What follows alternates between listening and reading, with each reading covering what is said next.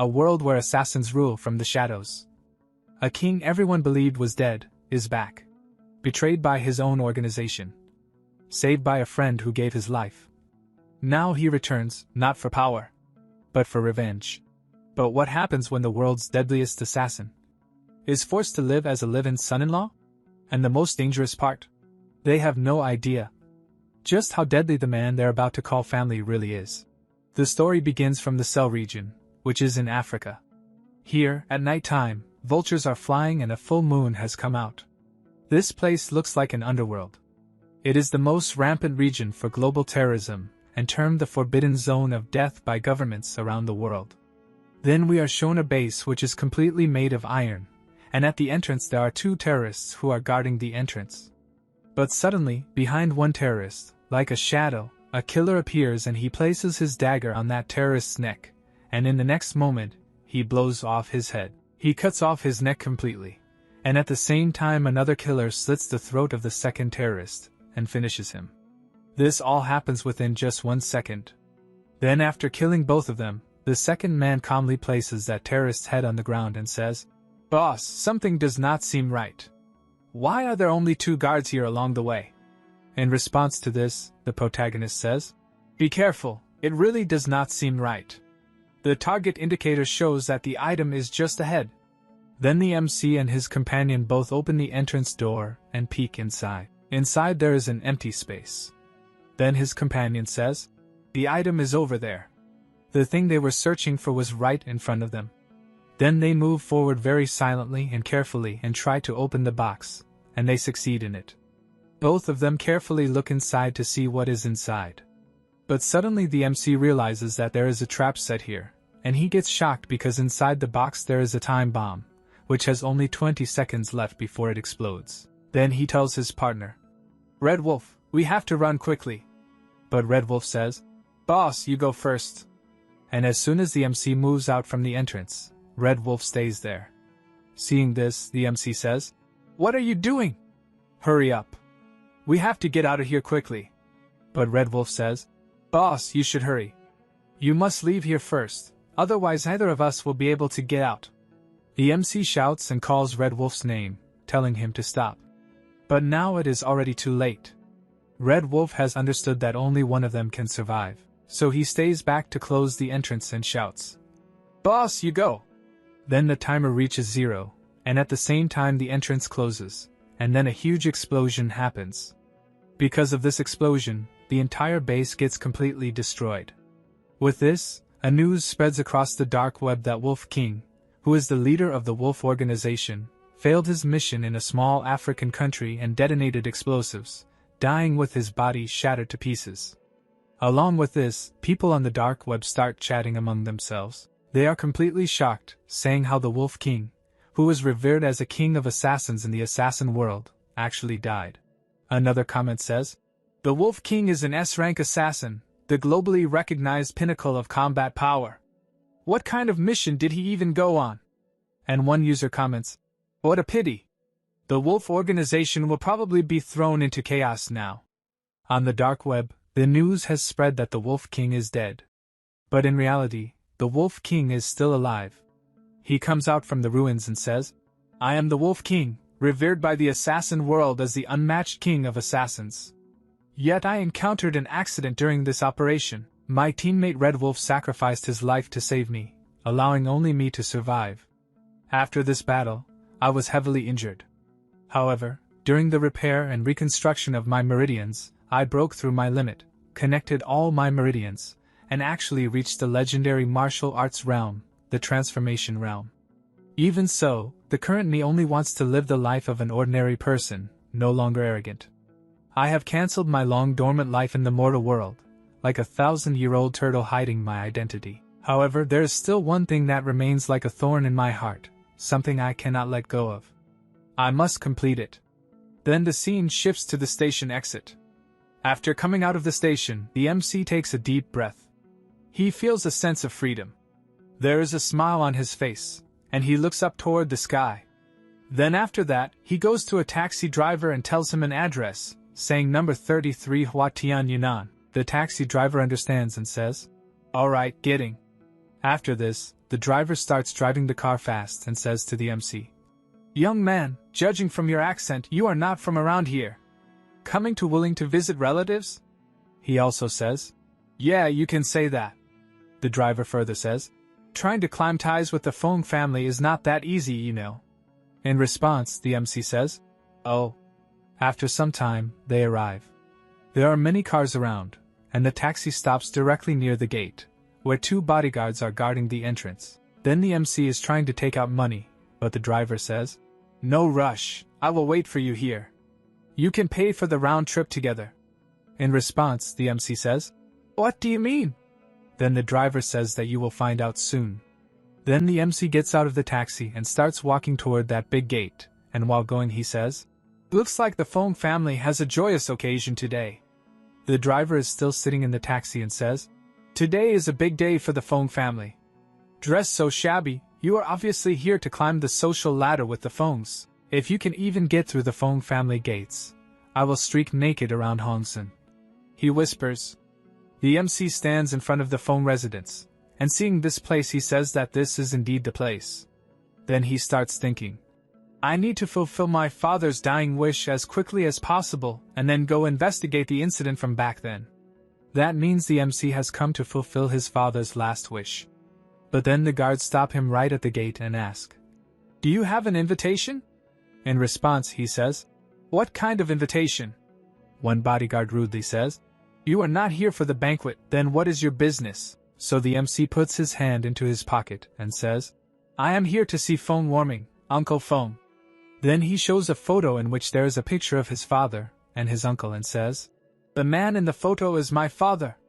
As soon as the bodyguards see the photo, they get a little confused and say, "There is definitely a resemblance."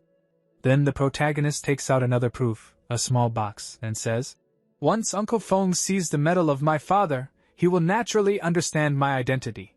As soon as the bodyguard hears this, his tone changes, and he respectfully takes that medal. That medal is kept inside that small box, and he says, "Please wait a moment.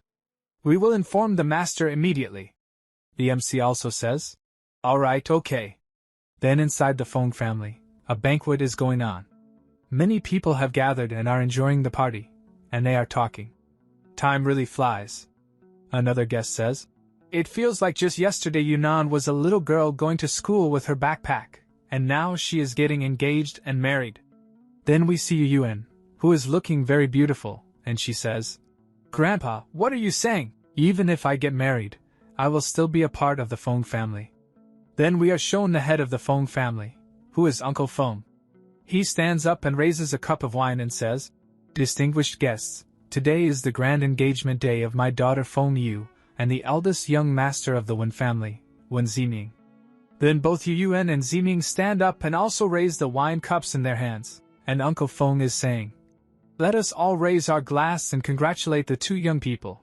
And I also wish that the business between our Fong family and Wen family will continue to prosper." Everyone starts cheering and saying congratulations, and they say, "With the marriage alliance between the Fong and Wen family, they will be able to command the wind and rain in Willing City in the future."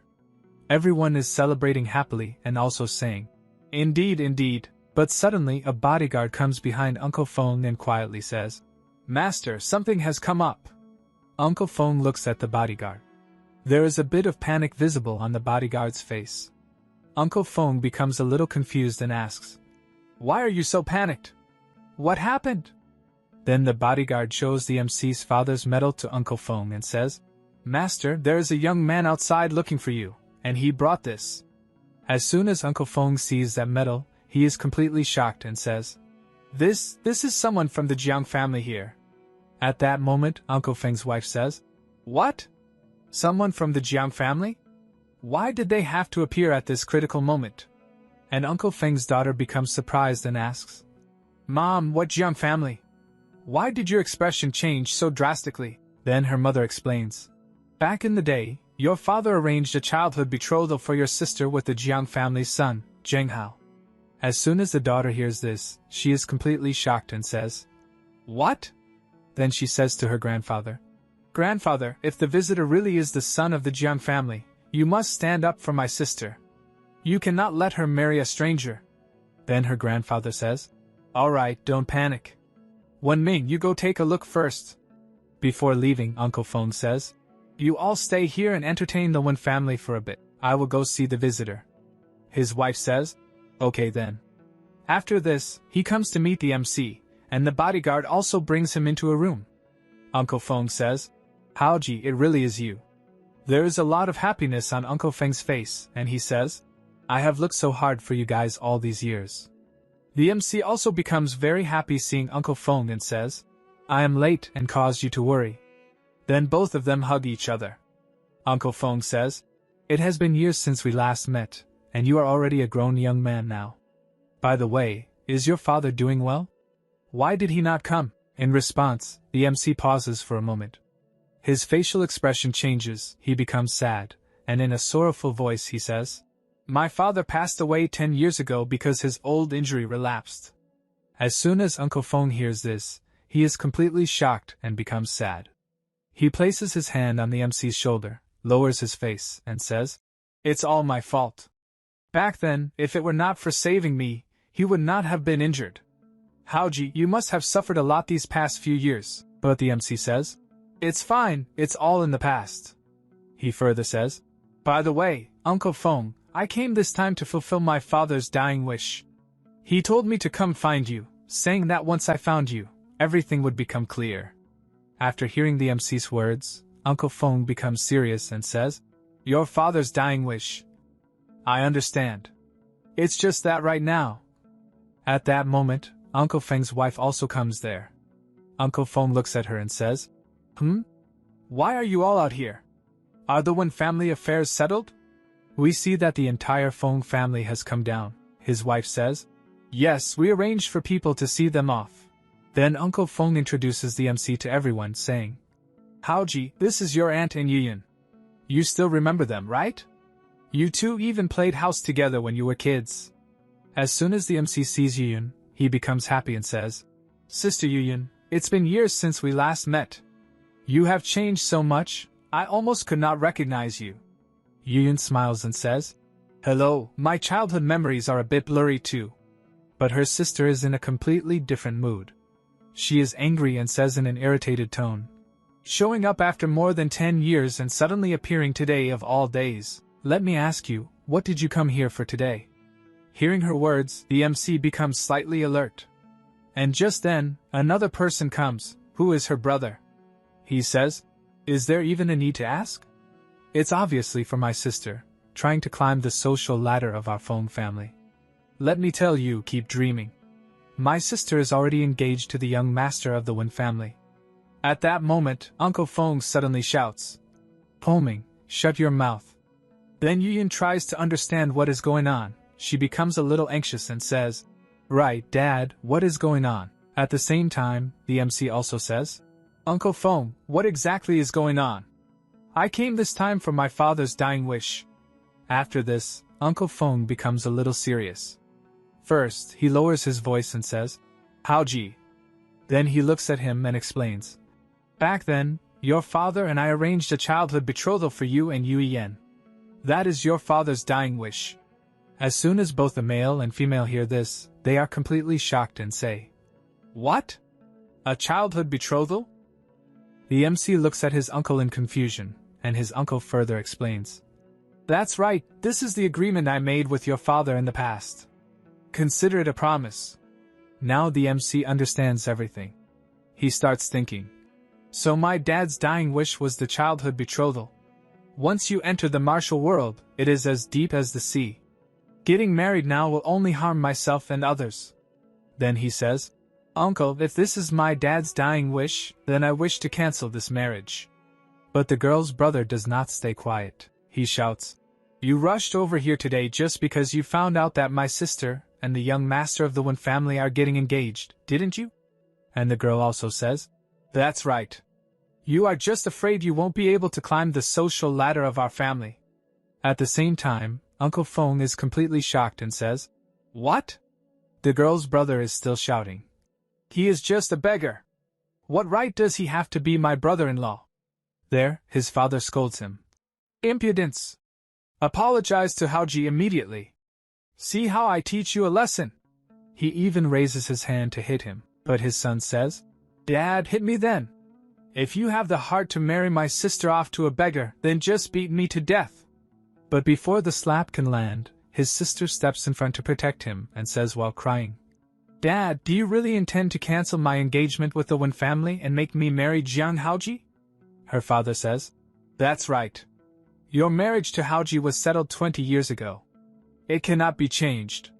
His daughter cries even more and says, "To disregard your daughter's happiness for your own selfish promise, you don't deserve to be a father." Then she runs away crying, and her siblings also follow behind her, saying, "Sister, where are you going?"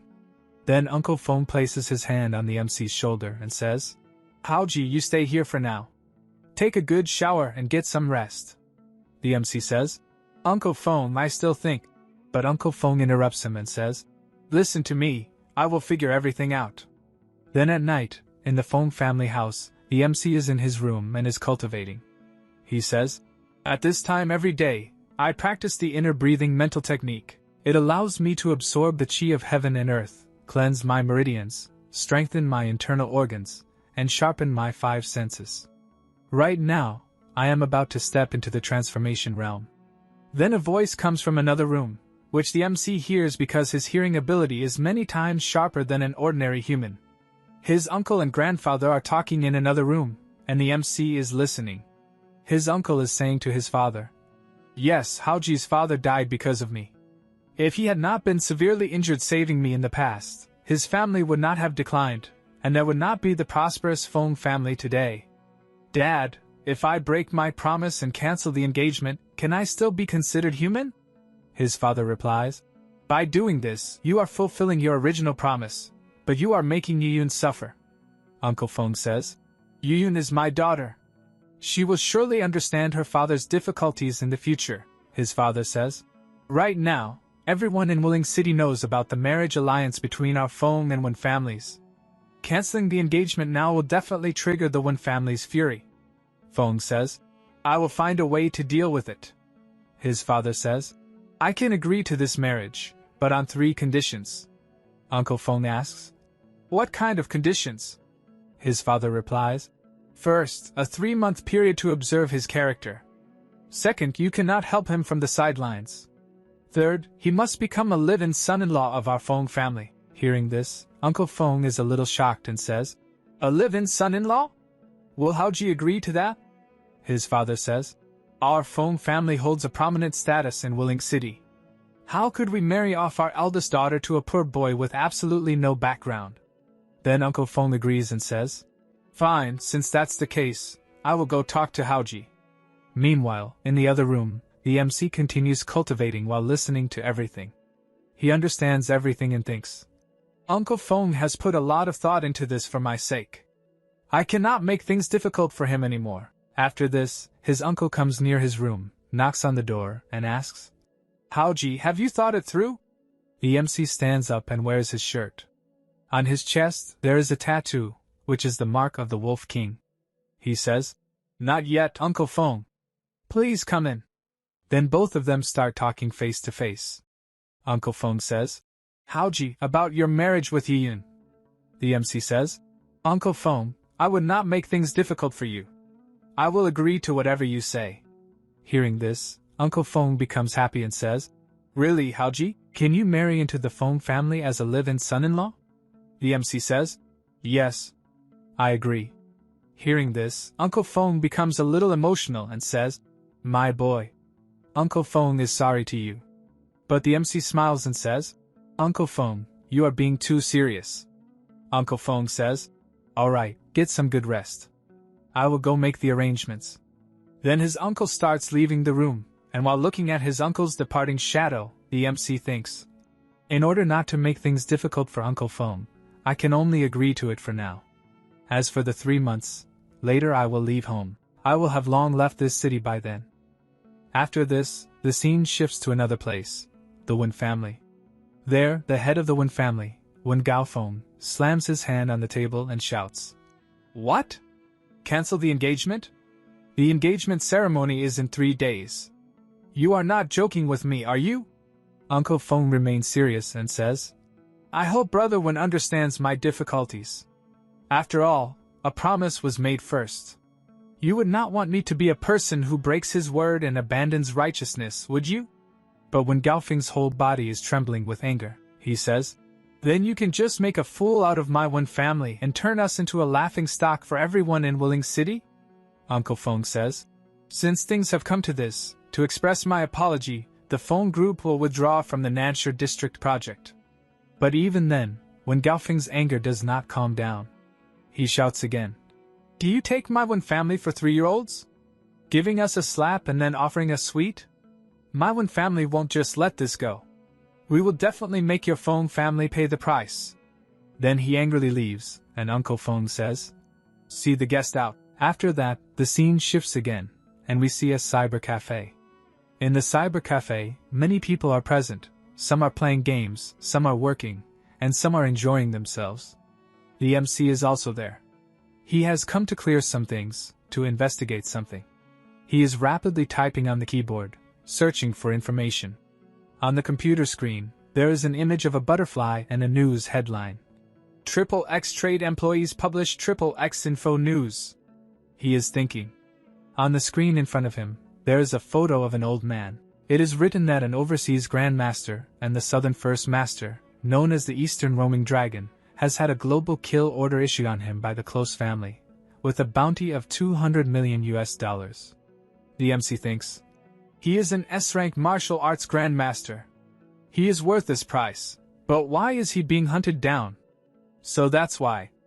Then he sees another news.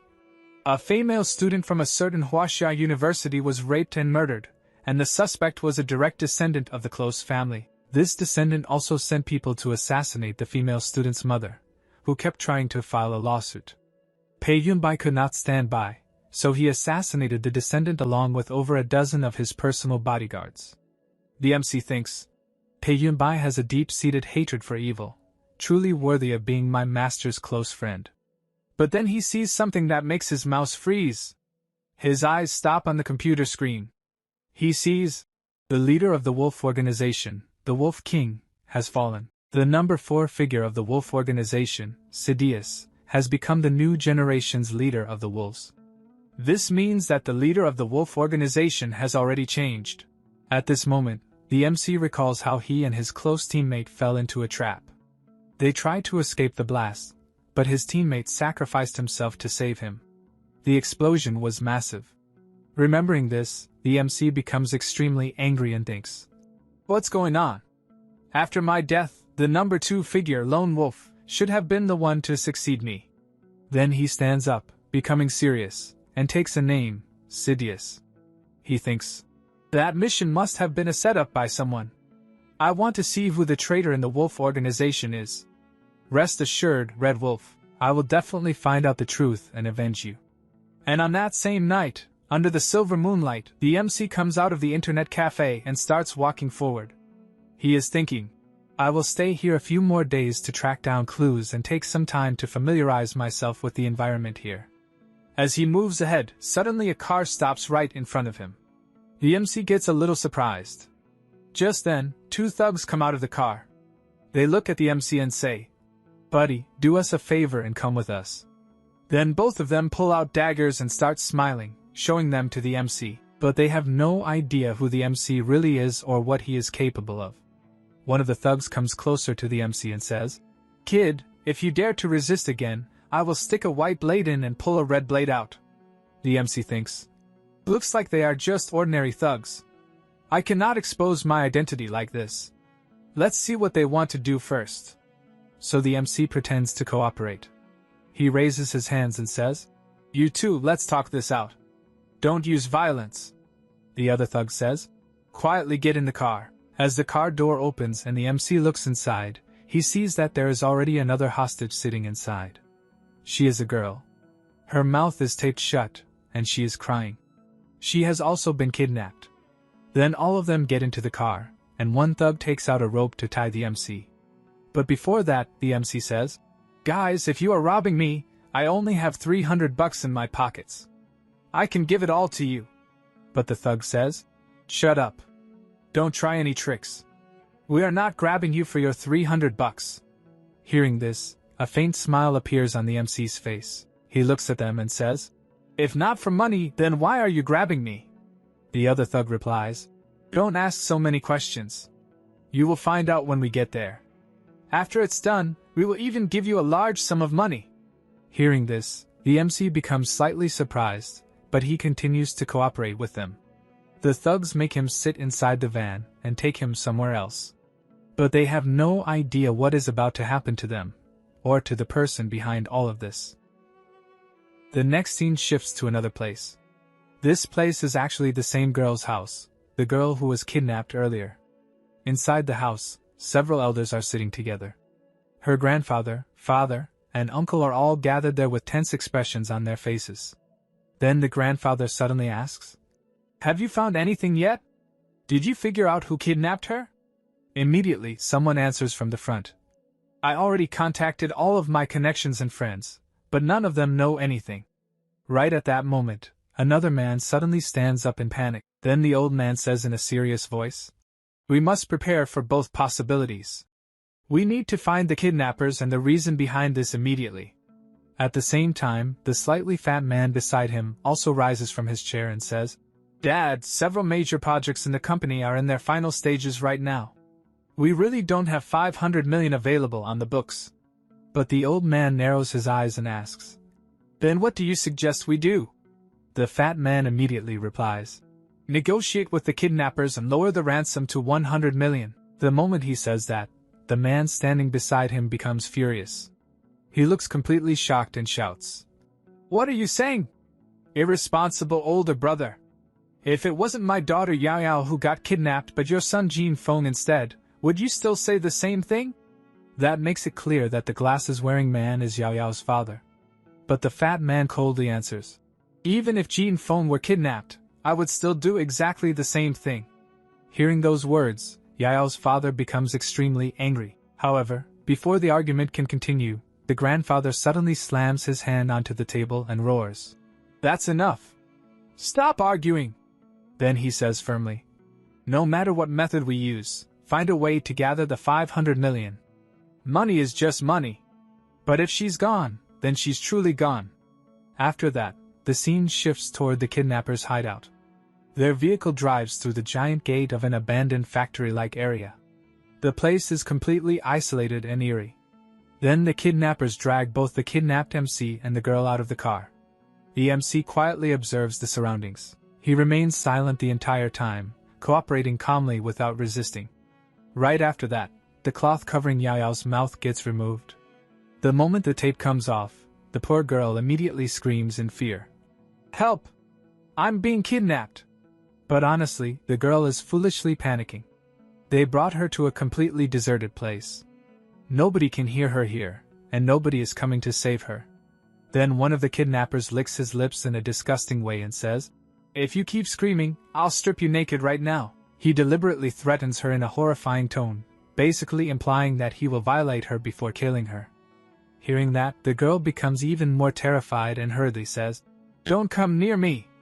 If you dare try anything, I'll bite my tongue off and kill myself." The poor girl is already trembling with fear, yet the kidnapper continues scaring her even more.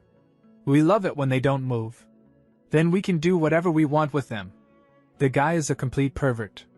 But at that moment, another one of his companions walks over and says, "Stop talking nonsense and focus on business." Then the kidnapper grins and says, "All right, boss. My video shooting skills are top-notch." After that, they bring out a camera. The frightened girl immediately asks, "What are you planning to film?"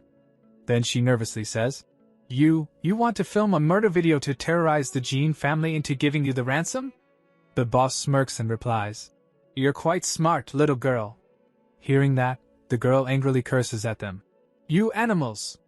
You're all unbelievably cruel!" Soon after, one of the kidnappers walks toward the MC while holding a dagger. Then the MC calmly asks him, "Didn't you say you would give me a large amount of money after this was done? Why are you going back on your word?" The kidnapper laughs mockingly and replies, "Don't worry. Once you're dead, we'll definitely burn a massive amount of hell money for you." Then he bursts into laughter again. Right after that, the MC gets tied tightly to a giant iron pillar. The filming officially begins. The girl is already terrified out of her mind. She hurriedly tells the MC, "Hurry and beg for mercy. Otherwise they'll kill you." But instead of feeling threatened, the kidnapper becomes even happier and says, "You're actually not afraid. I respect you as a real man. I can help pass on your last words, but it won't be free. You'll have to give me all your money." Even at a time like this, the bastard is still obsessed with money. Just how poor and greedy is this guy? Then the MC coldly says, "I did not want to resort to killing. Why must you court death?" The kidnapper immediately bursts out laughing. Is this guy really a complete idiot? Bargaining shamelessly at death's door? None of them realize who the MC truly is. Then the MC calmly says, "I agree." The kidnapper looks confused and asks, "What do you agree to?" The MC replies, "The last words fee, except you will be the one paying me." The kidnapper laughs while patting the MC's shoulder and says, "He's so stupid. I don't even have the heart to kill him anymore." At that moment, their boss suddenly stands up from his chair. He is holding a massive machete in his hand. "Then let me do it." In the next second, he charges forward violently. Meanwhile, another thug shouts excitedly. When second brother gets angry, even the king of hell trembles. Then the boss swings the machete directly toward the MC. Seeing this terrifying scene, the girl tightly shuts her eyes in fear. But only 1 second later, she slowly opens them again, and the sight before her completely shocks her. In the very next moment, the MC throws a devastating punch directly into the attacker's face, instantly shattering all of his teeth. The man gets blasted backward and crashes onto the ground unconscious. All of the other thugs are completely stunned. Second brother is dead? With just a single punch, the MC completely destroyed him. Immediately after that, another man pulls out a gun and shouts, "Brothers, I'm going to shoot this bastard dead." But right at that moment, something falls near the MC's feet. The MC instantly kicks the piece of metal lying on the ground. The iron fragment shoots forward at terrifying speed and slams directly into the gunman's hand. In a single instant, the thug's hand gets horribly mangled, blood sprays everywhere, and the gun falls from his grip. At the same time, several more armed thugs rush forward to attack the MC. One of them fires immediately. But the MC's reaction speed is unbelievably fast. He rushes toward them while dodging the bullets effortlessly. Then, in a single movement, he attacks one thug's neck and drives his hand directly through the man's chest. The second thug becomes terrified. But before he can even react, the MC thrusts his hand straight through another man's chest as well. The bald thug standing nearby is completely horrified. He cannot even react properly to what's happening. Then suddenly, he feels an overwhelming pressure.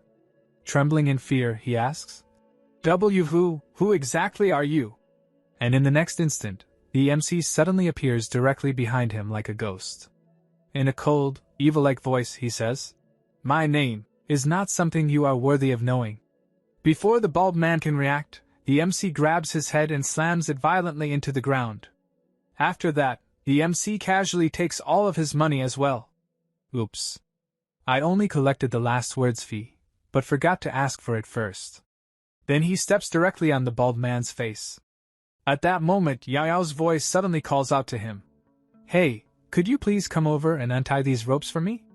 Without saying a word, the MC casually throws a knife. The knife flies straight through the air and perfectly cuts her ropes apart. The girl is completely shocked by his terrifying accuracy. After that, the MC immediately starts walking away without saying much. From behind him, the girl hurriedly says, "Thank you." But the MC coldly replies, "There is no need to thank me. Don't tell anyone I was here." He clearly wants to hide his identity. After saying that, the boy simply leaves. Some time later, police and emergency vehicles arrive at the scene. Yahello has already been rescued and is now sitting beside an ambulance, wrapped in a blanket. Soon, her grandfather and father arrive as well. The moment her grandfather sees her safe, he becomes emotional. The girl immediately runs into her grandfather's arms. Tears fill her eyes as she cries uncontrollably. At that moment, a police officer walks over and asks, "Miss Jean, what kind of person killed these kidnappers and saved you?" The girl first wipes the tears from her eyes before replying, "He was masked? I didn't see his face." The officer continues. Then what was his build like? The girl calmly answers. Chubby and very short. He should be a middle-aged man in his 40s. From behind her, the grandfather nods and supports her statement. Yes. After that, the scene shifts once again. Very late at night, the girl has already returned home. Her grandfather is now sitting across from her. Then the old man slowly begins questioning her. Yao Yao, I watched you grow up. I understand your temperament and personality better than anyone. You lied to the police today, didn't you? The girl lowers her head slightly and says, I actually saw my savior's face, but he saved me. I cannot repay kindness with betrayal and enmity. The grandfather nods slowly and says, It is naturally a good thing that you kept your promise and understand how to repay kindness. Then his expression becomes serious. But Grandpa also needs to remind you, our Jean family is a prestigious family. It's still unclear whether that savior rescued you out of pure confidence, or if he has some alternative motive. The girl quietly responds, Grandpa, I understand. The old man then says gently, You've had a difficult day today. Go back to your room and rest early. After that, the girl returns to her room. She closes the door behind her and leans against it silently. Then she falls deep into thought. Did he really have some alternative motive in saving me? Meanwhile, after Yao leaves, another man walks over toward the old man and says, Elder Jean. The old man immediately orders. Starting tomorrow, you will personally be responsible for protecting Yao's safety. There cannot be a single mistake again. The man respectfully nods. Rest assured, Elder Jean. Do you have any other orders? The old man's face turns serious again as he says, Secretly investigate who exactly killed those kidnappers and saved Yao today. Meanwhile, on the other side, the MC is rapidly running through the streets at incredible speed. He is using his movement technique and lightness skill called Scheming Shadow Step. His body moves like a shadow in the night, and within a short amount of time, he arrives near his future father-in-law's house. Then he opens the gate and walks inside. The moment he enters, his future in-laws are already sitting there waiting for him. Suddenly, the young man there immediately shouts angrily, Grandpa, does Jianhao really take our Feng family seriously? He just entered our doors yesterday, and today he dares to come back this late. The MC calmly replies, Do the Feng family rules specifically stipulate a return time at night? Hearing that, his future brother-in-law becomes even angrier. But before he can continue, Uncle Feng suddenly says, Insolent. Even though Haozi hasn't married your sister yet, you should still call him brother-in-law. How can you be so rude? But the future brother-in-law angrily yells back. A poor boy with no education and no background. What qualifications does he have to become my brother-in-law? Compared to Brother Jiaming, he's like a firefly trying to outshine the bright moon. Then he continues arrogantly. You probably don't even know this, do you? Brother Jiaming's godfather is the leading authority of Wuling City's underworld, Lord Lei. Right now our Feng family has made the Wan family a complete joke throughout Wuling City. Do you think Lord Lei won't help his own godson get revenge? Uncle Feng's expression turns serious as he says, The underworld rumors are almost certainly true. After saying that, his son snorts coldly and storms away from the room. At the same time, Aunt Feng also glances coldly at the MC before leaving as well. Only Uncle Feng stays behind. Then he walks over, pats the MC's shoulder, and says gently, Haozi, don't take it to heart. Even if what Haoming said is true, Uncle Feng will still do his best to ensure that you are not harmed in the slightest. The MC calmly replies, Thank you, Uncle Feng. Thank you for your good intentions. But I'm not afraid of people like Lord Lei. If they truly dare to come looking for trouble, I will make them regret it. The moment those words come out, the old grandfather immediately scolds him loudly. Young people should know when to be humble and when to be arrogant. If you lose your life, there will be no place left for regret. Coming back this late like today must never happen again. As the MC starts walking away, he calmly says, If speaking facts is considered arrogance, then I have nothing more to say. Uncle Feng, I'll return to my room first. Then he leaves. After that, only the old man and Uncle Feng remain in the room. Uncle Feng sighs softly before saying to his father, Dad, Haozi is still young and proud. Please don't take it to heart. But the old man's expression becomes heavy as he says, "I only hope this child coming into our Fong family will not become a disaster for the Fong family." The next morning arrives. The city looks calm and beautiful under the early sunlight. At this moment, the MC is standing outside a house gate while quietly thinking. There's no mistake. This is where Red Wolf's family used to live. Then he frowns slightly. But why is nobody home? Just then, a nearby shop owner auntie notices him. She is sitting outside on a chair near her small store. Then she says, "Young man, you came too late. Their family moved away over a year ago." Hearing that, the MC becomes slightly surprised. He walks closer and politely asks, "Ma'am, do you know where they moved to?" The woman is carrying her child in her arms while replying, "I don't know about that. But there's a girl nearby who was very close to their family. She might know." Then she looks at him again and says, "It's just that the girl has only been coming back once every 10 days or half a month recently." After hearing that, the MC immediately takes out a thick stack of cash and hands it to her. "In that case, ma'am, when that girl comes back, please give me a call." The moment she sees the money, the woman happily grabs it and smiles brightly. All right. No problem at all." Money truly can change people's attitudes instantly. After that, the MC quietly stands there for a moment and falls into deep thought. Why would Red Wolf's family suddenly move away so mysteriously? Then he slowly starts walking away while thinking. Could it be related to the attack on Red Wolf and me? Soon, the scene shifts toward a luxurious hotel building. Inside one of the rooms, Jiaming is currently with another woman after spending the night together. At that moment, knocking sounds suddenly come from the door. Jiaming wakes up irritably and curses. "Who's the blind idiot disturbing good people while we're having sweet dreams this early in the morning?" Then he walks over and opens the room door. Standing outside is one of his men, Qingzi. Jiaming immediately asks, "Is there any news regarding the matter I told you to investigate?" The man quickly reports, "That kid's name is Jiang Hao, a high school dropout. His father was Feng Wenming's former comrade in arms. After his father died from illness and injuries, his mother abandoned him, and the kid disappeared without a trace." Then he continues, "Rumors say he smuggled himself overseas to work illegally. Since he suddenly appeared now, he must have found out about your engagement with Miss Feng." The moment Jiaming hears that, his face twists with rage. He clenches his fists tightly and grits his teeth while saying, "That low-life trash is worse than a toad. He's a cockroach, a piece of shit." Then Qingzi asks coldly, "Young Master Wan, how about I quietly finish him off?" But Jiaming waves his hand and says, "Let's try peaceful measures before resorting to force.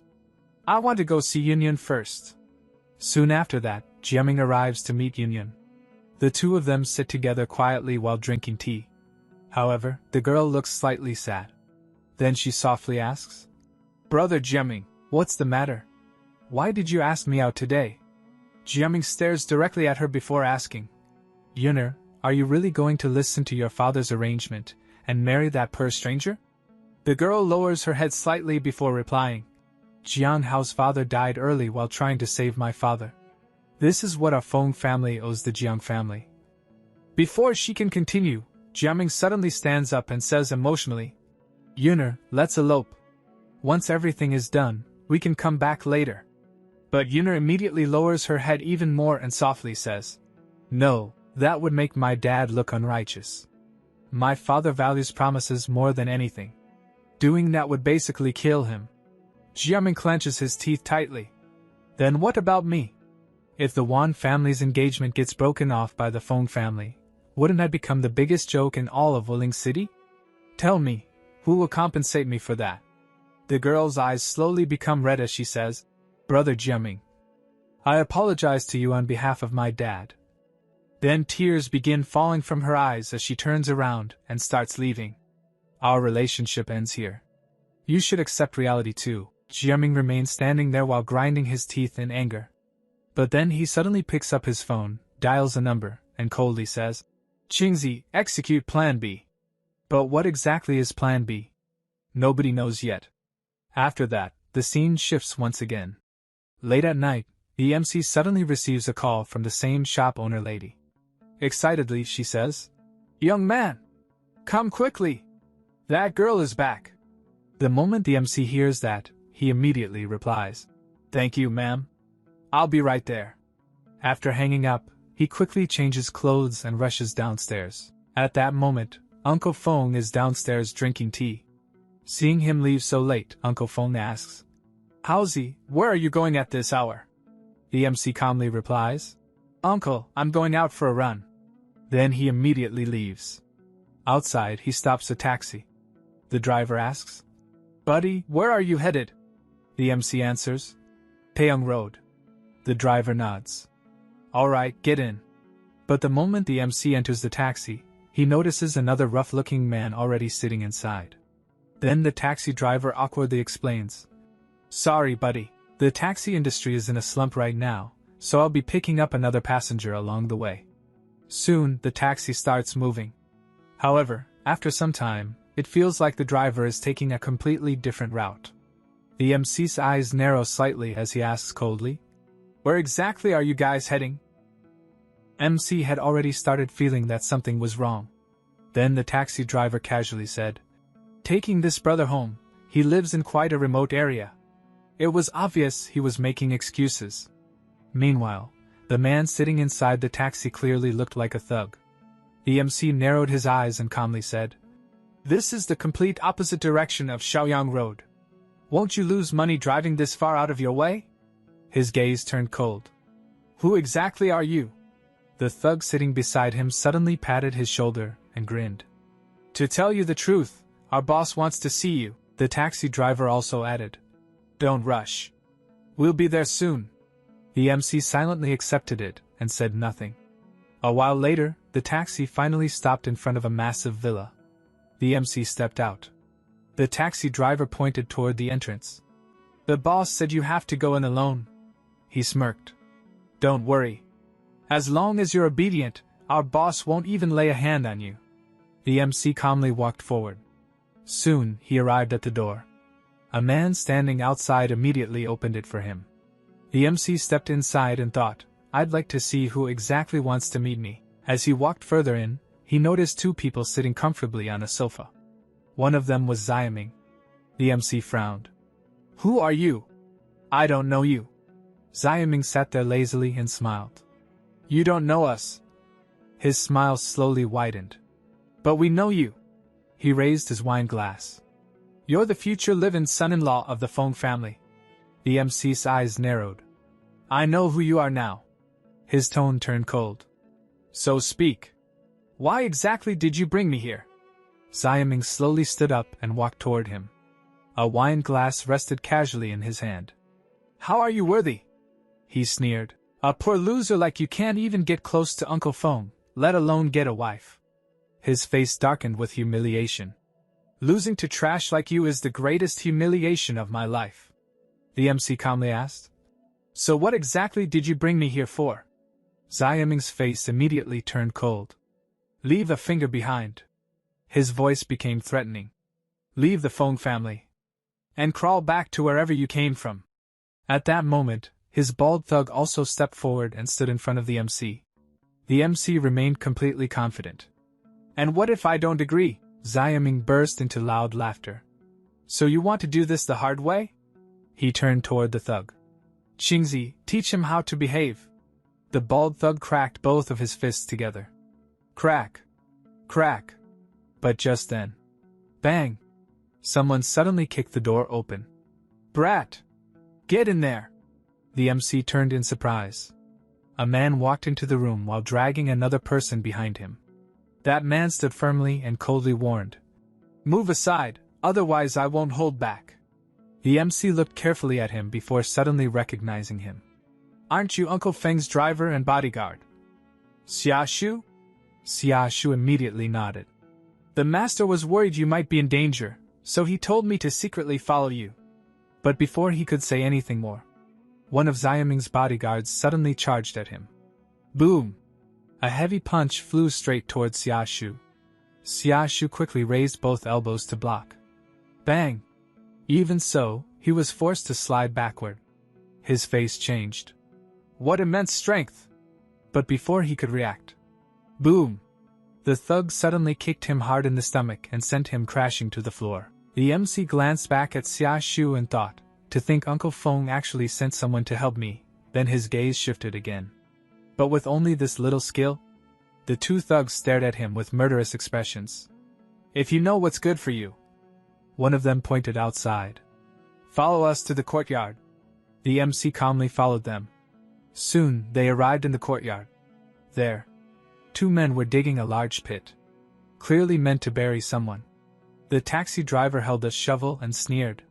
Boy, there's a road to heaven, but you refuse to take it. There's no door to hell, yet you barged right in. The bald thug coldly asked. So, are you jumping in yourself? Or should we help you? The MC helplessly held his forehead. He sighed. I really didn't want to kill anyone. His eyes slowly turned cold. So why must you force me? The taxi driver instantly exploded with rage. You're already standing at death's door and still pretending? He raised the shovel and charged straight at the MC. Take this. But in the next instant, a flash. A sharp movement. Everything happened in a split second. The MC calmly crossed past him. One hand lightly flicked away blood. Behind him, the taxi driver froze completely. His eyes widened. He couldn't breathe. Then, thud. His body dropped directly into the grave he had dug for the MC. Karma always comes back. Seeing his brother dead, the other thug instantly panicked. You little bastard!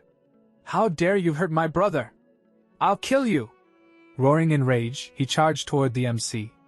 But the MC killed him just as easily. One clean strike. Another body fell directly into the same grave. The very pit they had dug for him became their own burial ground. The remaining two thugs who had been watching suddenly froze. The bald thug swallowed nervously. I didn't expect you to have a few tricks up your sleeve. His voice trembled. But this is the end of the line for you. He turned toward the dagger-wielding thug. Bleed this kid out. Let him slowly wait for death. The dagger thug rushed forward. Go to hell, kid! He slashed directly toward the MC. But the MC stood completely still. Then, clang! He grabbed the blade with his bare hand. The thug froze. Before he could react, the MC grabbed his face with the other hand. Boom! With terrifying force, he slammed him into the ground. The entire courtyard shook. Dust exploded everywhere. The MC calmly wiped a little sweat from his forehead. The thug had been smashed so hard that half his body was buried underground. A huge crater had formed beneath him. The bald thug stared in complete disbelief. His legs gave out. He collapsed near the pit. Then suddenly, as if realizing something, he rushed forward and dropped to his knees. Bang! Bang! Bang!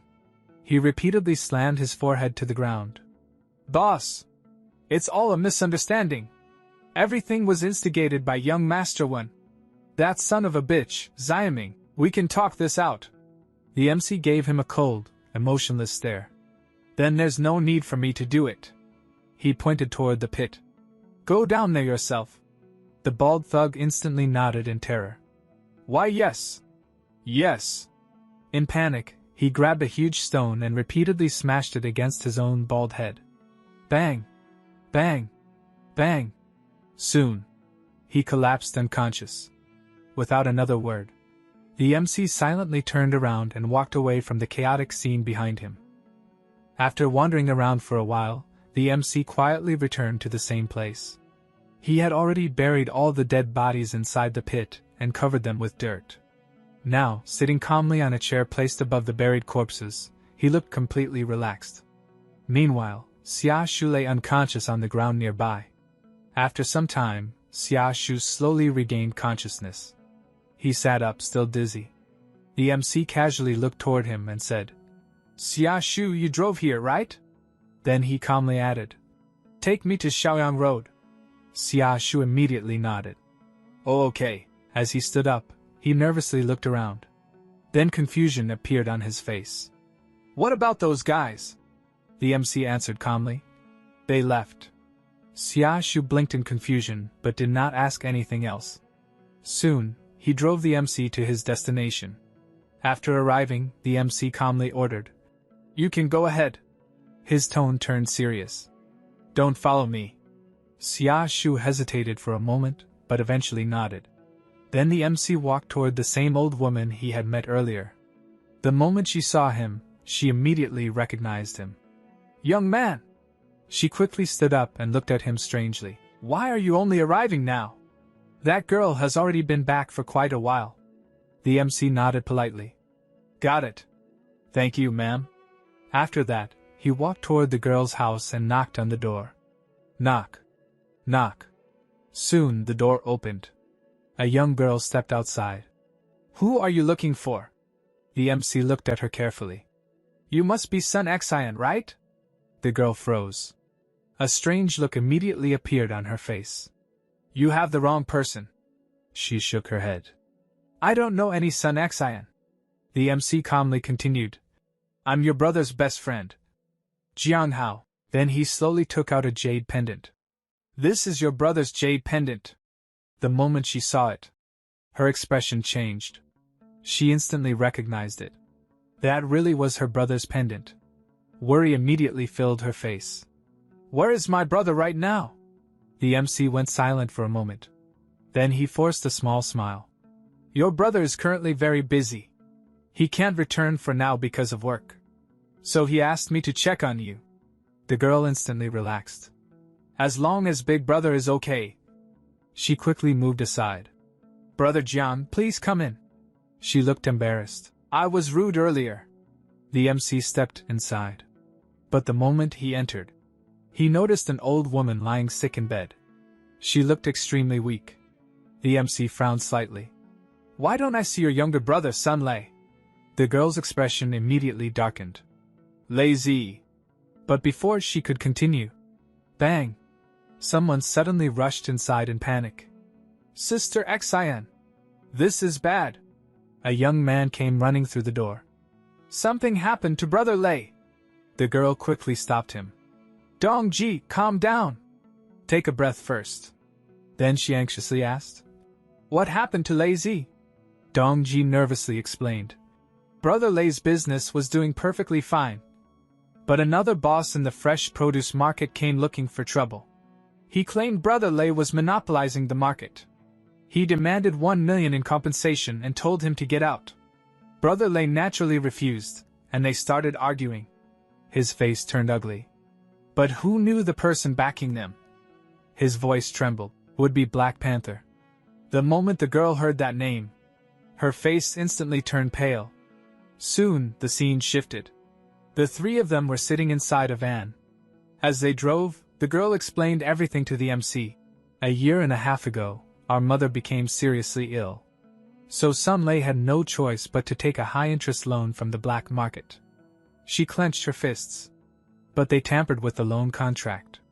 We can't even afford the interest anymore." Her voice turned bitter. "Black Panther runs the loan shark business."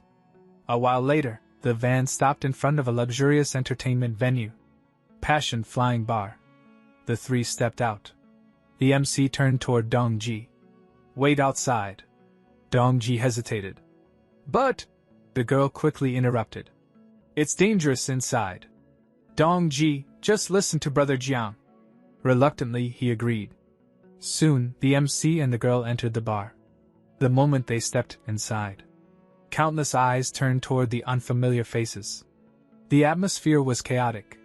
Music blasted loudly. Women laughed while spending other people's money. Cash flew through the air. Drinking, shouting, fighting, everything mixed together. Nearby, a brutal fight was happening. One muscular man was beating a bald man badly before finally knocking him down. Cheers instantly erupted. Meanwhile, inside a private area, loud laughter echoed. There, a bald man sat comfortably on a sofa while puffing on a cigar. Across from him sat a well-dressed man in a suit calmly drinking wine. The bald man grinned arrogantly.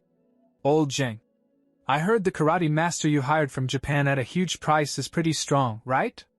The suited man smiled. "He really is." Just then, one of the bald man's lackeys rushed over. "Brother Bao! Sun Lei's sister is here." The bald man waved lazily. "Let her in." Soon, the thug brought both the girl and the MC over. "Brother Bao, I brought them." The girl immediately bowed respectfully. "Brother Bao." The bald man leaned back arrogantly. "Cut the crap." His expression darkened. "Pay the money, or say goodbye to Sunlay's tendons." The MC calmly stepped forward. "Brother Bao, we're here to resolve the debt issue. There's no need for violence." But instantly, one of the thugs stepped forward aggressively. "Kid, are you tired of living? How dare you address Brother Bao like that?" Before he could act, Brother Bao suddenly stood up. "Wait." He slowly walked toward the MC, cigar still in his mouth. Then he looked him up and down. "Fine. Tell me, how exactly do you plan to resolve this?" His tone became threatening. "If I'm not satisfied, you'll die miserably." The MC remained calm. "Loan sharking is illegal. Lazy never borrowed that much money. I'll give you 50,000. And we write off the debt." He paused. "As for illegally kidnapping him, if you apologize to Sunlay later, we won't pursue the matter further." The moment Brother Bao heard this, he burst into loud laughter. "Ha ha! You've got guts!" His face darkened. "I, Black Panther, have been in the underworld for over a decade. No one has ever dared insult me like this." The MC calmly replied. "If I win, the debt is completely written off, right?" Brother Bao laughed again. "You're arrogant." He pointed toward the arena. "If you actually win, not only will the debt disappear, I'll kneel and call you Grandpa." Soon, the entire group headed toward the underground boxing arena. The girl looked nervous. She had no idea how strong the MC really was. Meanwhile, Brother Bao grinned proudly. He also had no idea what kind of nightmare was about to hit him. Soon, the MC stepped into the fighting arena. His opponent immediately mocked him. "Come here, little brat." The referee stepped forward. "Begin." The opponent moved first. Boom! A heavy punch flew straight toward the MC. The girl instantly panicked and shut her eyes. But, the next moment, the MC suddenly appeared in midair. Bang! The opponent smashed violently into the corner wall instead. He clutched his head in pain. Blood slowly trickled down. Meanwhile, the MC stood on the opposite side, smiling calmly, almost teasing him. The man's eyes instantly turned red with rage. Roaring furiously, he charged at the MC once again. Yet the MC remained completely calm. Because of the kick MC landed in the fighting arena, the second fighter staggered backward while clutching his head. However, his anger did not calm down. Instead, it grew even stronger because blood was streaming from his head. Enraged, he charged at MC once again. But this time, MC effortlessly stopped his punch with just one hand. Then he drove a powerful punch straight into the fighter's stomach. Immediately after that, he landed a vicious uppercut on his chin, followed by a crushing kick to the side of his elbow. In the next moment, MC unleashed a relentless storm of kicks, battering the fighter without giving him any chance to recover. Finally, with one devastating finishing blow, he sent the man flying through the air, throwing him completely out of the ring. The gang leader, who was watching from the side, was utterly shocked when he saw his own fighter defeated so decisively. MC then stood directly in front of him and calmly said, "Someone who hasn't even entered the blood and chi realm is already considered an expert." The bald gang boss was completely stunned. He muttered in disbelief. "How is this even possible?" Meanwhile, the young woman watching the fight was overjoyed. After witnessing MC's fighting style, she was completely amazed. On the other side, the man wearing the suit smiled quietly, realizing that MC was far from an ordinary person. MC stepped out of the ring and walked straight toward the bald boss. Looking him in the eyes, he said, "It's time to fulfill your promise. Kneel down and call me Grandpa." But how could the boss surrender so easily? He immediately pulled out a gun and pointed it at MC. With a hateful expression, he declared that he didn't like MC at all and completely despised him. Behind MC, the young woman became worried for his safety, but MC remained perfectly calm. He casually pulled out a small blade and said, "I really don't want to kill anyone, but you're forcing my hand." The bald boss paid no attention to his warning and instantly pulled the trigger. The bullet shot straight toward MC at incredible speed. But in the very next moment, MC's expression sharpened. With a single swift motion, he sliced the bullet cleanly into 2 pieces and hurled his knife directly into the bald boss's head. The blade buried itself in his skull, ending his life on the spot. Everyone around was thrown into complete panic because a murder had just taken place. When the boss's subordinates realized that their leader was dead, they became even more terrified. They immediately dropped to their knees before MC and desperately begged him to spare their lives. At that moment, the man in the suit stepped forward and said, "Brother, I have a proposal. I'm not sure whether I should bring it up." MC replied, "Go ahead." The suited man then explained, "Wasn't your friend kidnapped by Black Panther? You can have these people help secure that person's release. There are security cameras all over this bar, so the fact that you killed Black Panther definitely cannot be hidden. But I can help you take care of the aftermath." MC looked at him and asked, "Why should I trust you?" The man smiled and answered, "You're a smart person. I simply want to make a friend and help each other out. Who knows? Maybe someday in the future I'll need your help as well." After hearing that, MC accepted the proposal and told the man to handle the entire situation. The suited man gladly agreed to the arrangement. MC then left with the young woman by his side.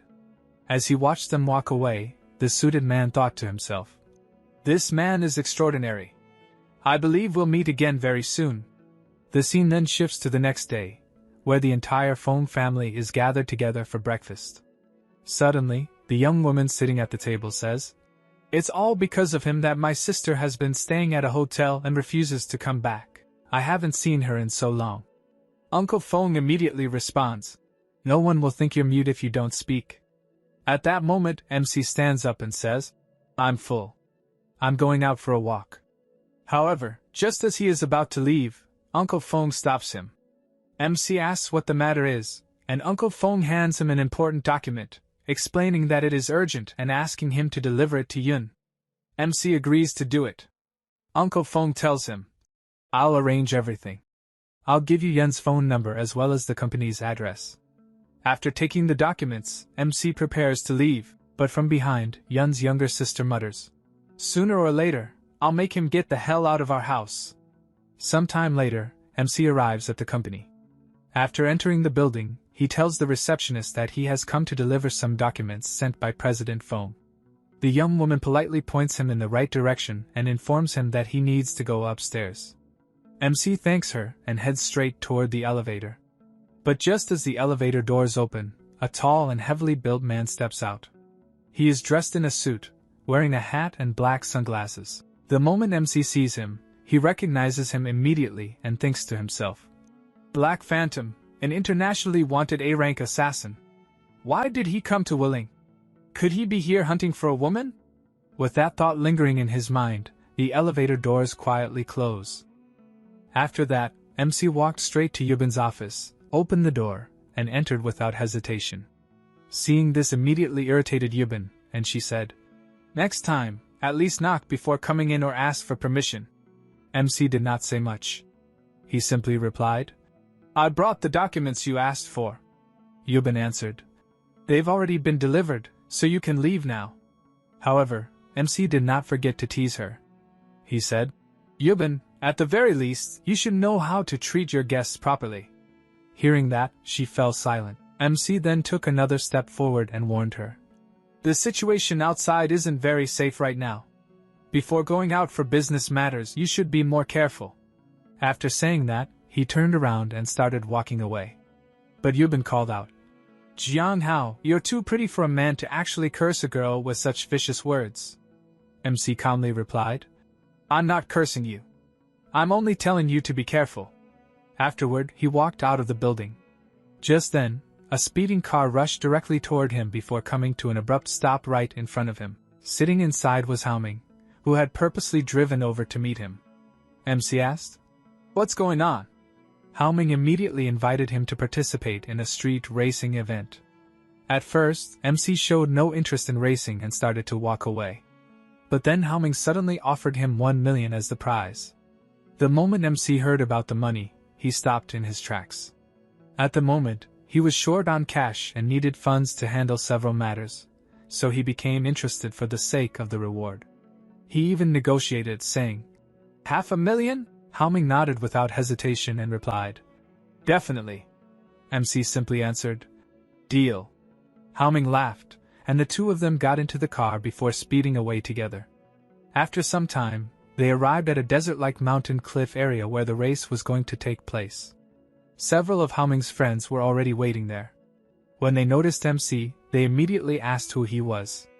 Haoming introduced him by saying, "His name is Jianghao."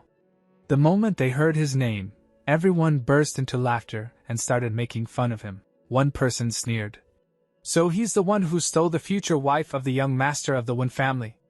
Another added, "I was wondering who it was. Turns out he's the future son-in-law of the Feng family." A young woman commented, "This pretty boy definitely has a few tricks up his sleeve." Then the man standing in front laughed and said, "We've all heard about it.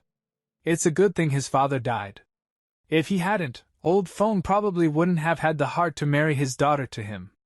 The moment MC heard someone speaking disrespectfully about his father, anger instantly filled his eyes. He walked straight up to the man and coldly asked, "Boy, what did you just say?" The man arrogantly replied, "It's my mouth. I'll say whatever the hell I want." MC simply answered, "Very well." The man scoffed and said, "Quit nagging and let's get started already." At that moment, Haoming approached MC and whispered, "That loud mouth is Lei Sahu, the ultimate son of the Lei family. He's not someone to be underestimated." MC calmly responded, "Perfect." Soon after, the three racers got ready for the competition. Sahu arrogantly declared, "You guys sure have some nerve specifically asking to race against me. I'll let you witness the consequences of offending me." MC then asked Haoming, "Who's the second guy?" Haoming explained, "His name is Jin Shinsui from the Jin family. You can consider him an expert racer." Moments later, the countdown began, and the race officially started. Sahu's car immediately took the lead. Jin Shinsui followed in second place, while MC's car remained in last. MC then told Haoming, "Don't chase that guy. Sahu has modified his engine for extreme speed. It's too dangerous." Meanwhile, the two drivers ahead looked into their mirrors, saw MC's car lagging behind, and laughed. Haoming frowned and muttered, "Why is this guy slowing down? He must be trying to mess with me on the track." MC calmly replied, "If we keep driving like this, I reckon we'll finish dead last. That lunatic up front only wants to play by himself. Forget about getting a good placement. It'll be hard for you to even get down this mountain safely." Haoming shot back, "Don't just talk. If you're so good, then you drive." The instant he said that, MC shoved Haoming toward the back seat, slid into the driver's seat himself, and ordered, "Get in the back. I'll drive." Haoming stared at him in disbelief and exclaimed, "Are you out of your mind? Are you trying to get us killed?" MC ignored him completely and took full control of the wheel. He immediately accelerated at incredible speed. When Haoming noticed a dangerous cliff approaching ahead, he became terrified and repeatedly told MC to slow down. But MC never hit the brakes. Instead, he executed a flawless drift around the corner. Haoming was left completely speechless because MC had already overtaken the racer in second place. Amazed by the performance, he praised him, saying, "I originally thought you were just some country bumpkin, big brother, but you actually know how to drive. That drift was no worse than a professional racer's." Meanwhile, when Sahu noticed that MC's white car had overtaken the second-place vehicle, he became irritated. He assumed Haoming was still driving and thought his skills had improved. Even so, he remained confident and looked ahead with a cold smile. At the next V-shaped turn, he muttered, "I'm going to make you flip over." Back in MC's car, he casually took a drink of water. Watching this, Haoming panicked and shouted, "There's a V-shaped sharp turn only 30 meters ahead, and you're drinking water at a time like this?" MC showed no concern whatsoever. He calmly replied, "Don't panic. The real show is only just beginning." Soon, the V-shaped turn came into view, but MC handled the car with astonishing ease. Seeing this, Sahu muttered, "There isn't enough space. That car won't be able to overtake now." At that exact moment, MC accelerated, pulling his car perfectly alongside the other two vehicles. Seeing this shocked Sahu even more, because MC was about to pass him. Filled with rage, Sahu cursed loudly and yelled, "If you want to die, then go die!" He slammed on the accelerator, trying to leave MC behind. But just then, one of his car's wheels drifted dangerously close to the very edge of the mountain road, with part of the tire slipping toward the roadside. Just then, a sharp turn appeared ahead. As Sahu entered the corner, his car lightly scraped against the roadside railing. The impact threw the vehicle off balance, causing it to lift into the air before flipping over and crashing down the mountainside. With that, it became clear that MC had won the race. Afterward, the group headed toward another location. On the way, Haoming received a phone call from his cousin brother, who immediately congratulated him on winning the championship. Surprised, Haoming replied, "You already know about it?" His cousin laughed and answered, "Of course, it was bound to happen." He then invited Haoming to come celebrate together with Brother Crow that very day. However, Haoming politely declined, saying they could celebrate another time. But his cousin insisted. Haoming explained that he wasn't alone and that his future brother-in-law, Jiang Hao, was with him. The moment his cousin heard MC's name, he became even more enthusiastic and said that Jiang Hao was a rather mysterious person, so they had been looking forward to meeting him. MC immediately refused and said he had no intention of going. However, Haoming's cousin insisted once again, saying that his younger brother was personally inviting him. Haoming also tried to persuade MC, and in the end, despite not wanting to go, MC reluctantly agreed. The scene then shifted to a hospital. Sahu was lying in a hospital bed with a broken leg and severe injuries all over his body. His parents had also arrived. His mother anxiously asked, "How did this happen to you?" Sahu grimaced in pain and replied, "It hurts so much." At that moment, his father exploded in anger. "How dare that brat injure my son like this? His arms and legs are practically broken." Sahu then sat up and revealed that, during the crash, he had seen the person driving the other car. It was Jiang Hao. Hearing that, his father's expression darkened. So that live-in son-in-law of the Feng family has become this bold? He swore that he would take revenge the very next day. Meanwhile, Sahu secretly smiled to himself. "My father is truly furious. Jiang Hao is as good as dead now." The story then shifted to a private room inside the Jungle Hotel, where MC arrived together with Haoming. A man warmly welcomed him inside. Haoming introduced MC to his cousin brother as his future brother-in-law, and his cousin politely greeted him and offered him a seat. Everyone seemed pleased to see MC at first. However, there were still plenty of people who mocked him, calling him an ordinary nobody while gossiping about his engagement and various rumors surrounding him. MC quietly endured all of their taunts without saying a word. Haoming then whispered, "These people are all influential figures in the city. If you maintain a good relationship with them, they'll look after you here. You should make a toast with everyone." But MC calmly replied that he did not enjoy drinking alcohol. Just then, one of the men filled a glass to the brim and pushed it toward MC. He arrogantly declared, "Damn it! You can't refuse this drink in front of me. I'm Crow. If you refuse, it means you're looking down on me." Haoming immediately stood up to smooth things over. "Brother Crow, isn't this a bit too much? That glass is practically full of strong liquor. How about I share a little with my brother instead?" But Crow waved him off and coldly replied, "This has nothing to do with you. Brother Crow gets angry whenever someone disrespects him." Deep down, however, Crow had another motive. He wanted revenge on MC because the broken relationship between the Feng family and the Wang family had damaged his future business interests, and he intended to teach MC a painful lesson. MC calmly asked, "And what happens if I drink this glass?" Crow answered, "If you drink one glass, it means you're giving me face. It means you're showing me respect."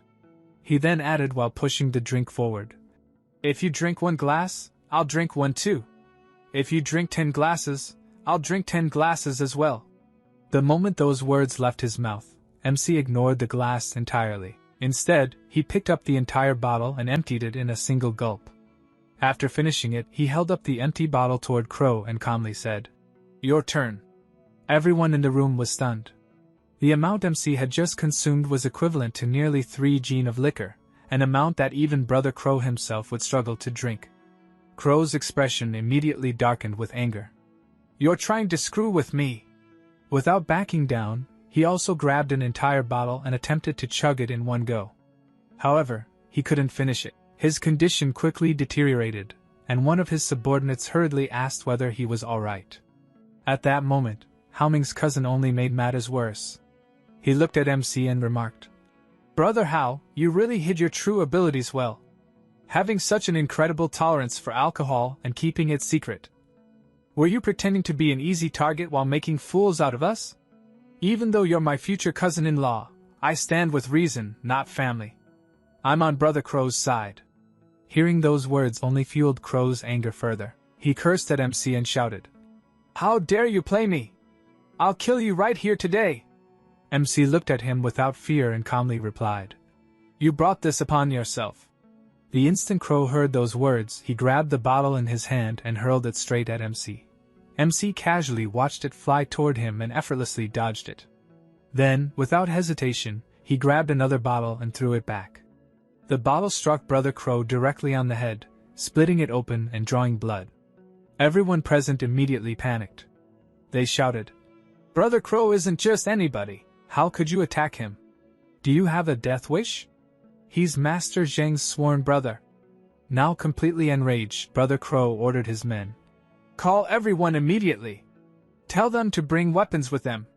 His subordinates instantly obeyed. Haoming quickly turned to MC and tried to reason with him. "You can't just pick fights with everyone like this. Do you even know who these people are? There are at least 100 underlings working under them, and yet you're still sitting here calmly eating and drinking." MC looked at him plainly and replied, "I came here to eat. My stomach isn't full yet, so why should I stop eating?" Hearing that answer, Haoming sighed and said, "Whatever happens next will be on your own head." Just then, the hotel room door burst open. A large group of armed men rushed inside carrying various weapons.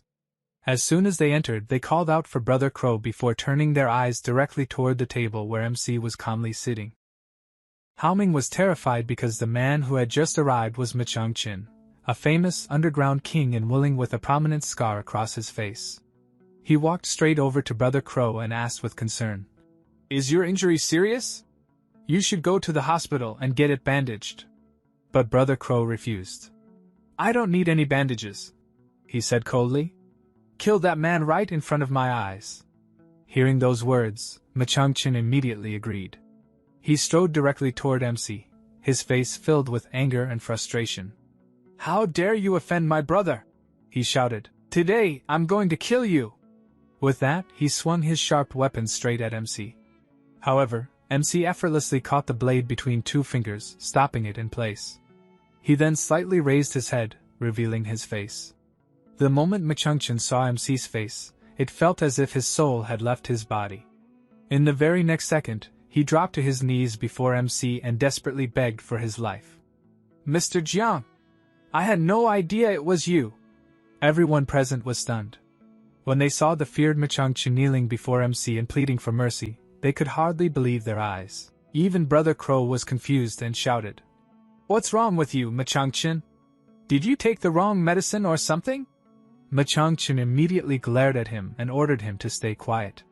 Inside his mind, he vividly remembered witnessing MC kill Black Panther in the underground arena and defeat that Japanese samurai. More importantly, Master Zheng had already made it clear after the underground boxing arena incident that no one was allowed to reveal what had happened there. MC then calmly said, "Good thing you recognized me.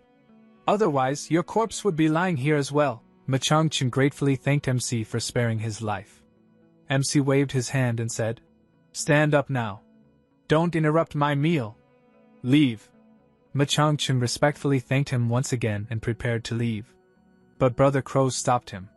"No one is leaving."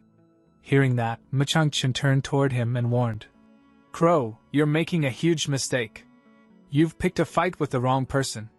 If you want to save your life, leave this place immediately." At the same time, he remembered Master Zheng's order that absolutely no one should reveal what had happened in the underground boxing arena. Nevertheless, Brother Crow refused to listen. Instead, He loudly announced that anyone who managed to kill MC would receive a reward of 1 million.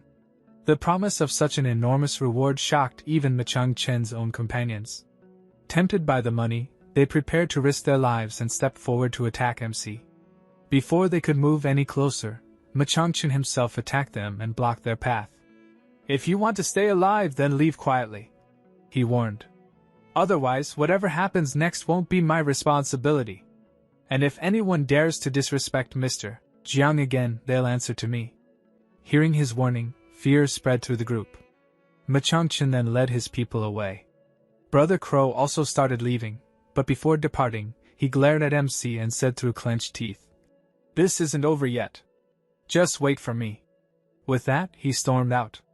The scene then shifted elsewhere. A news report was playing on a mobile phone.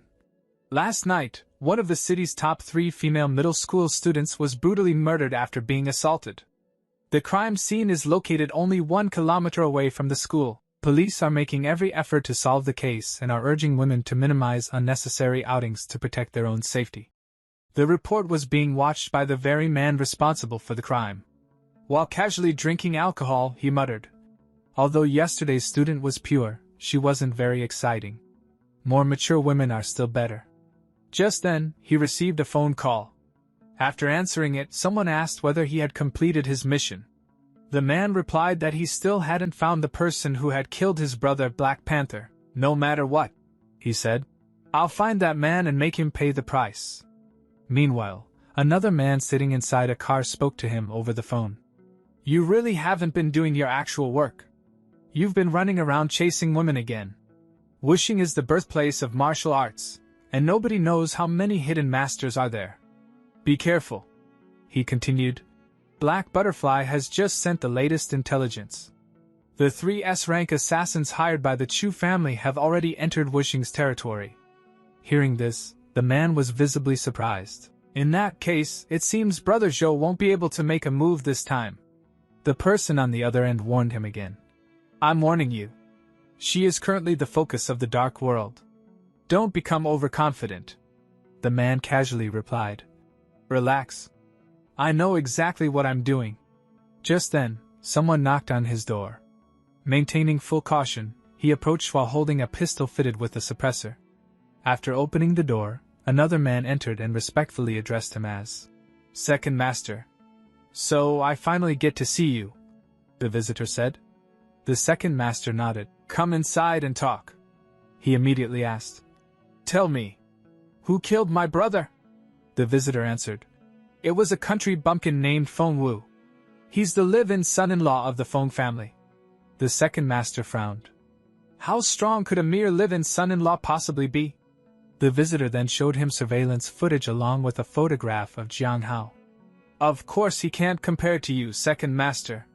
However, this live-in son-in-law is quite handsome. People say his looks aren't inferior even to famous celebrities." The moment the Second Master looked at the photo, vile thoughts crossed his mind. "Then I'll capture him," he sneered. "I'll capture his fiancée, violate her right in front of Jiang Hao, and then kill her." The story then shifted back to MC. He was heading somewhere to buy a gift and thought to himself, "There's still plenty of money left from what I earned over the past few days. After helping the Red Wolf family, I'll buy an ancient painting as a gift for Master." Soon, he arrived at Lanjian Pavilion. After entering, he looked around at the various antiques and artworks on display. Before long, his attention was drawn to a particular painting. A staff member walked over and explained, "This is picture of green pines, created by the Wood Dynasty painter Jiang Guiyang." Several other customers also gathered around the artwork, admiring it and praising its quality. Suddenly, MC calmly declared, "This painting is fake." Everyone nearby was stunned. The employee immediately exclaimed, "This gentleman is saying that our painting is fake." He then looked at MC seriously and said, "Sir, our establishment is a time-honored brand. You'll have to pay the price for making accusations like that." MC calmly replied, "The genuine cannot become fake, and the fake cannot become genuine. Why would I slander you?" The employee responded confidently. "Our shop offers triple compensation for any counterfeit item purchased here. In hundreds of years of business, we have never sold a fake."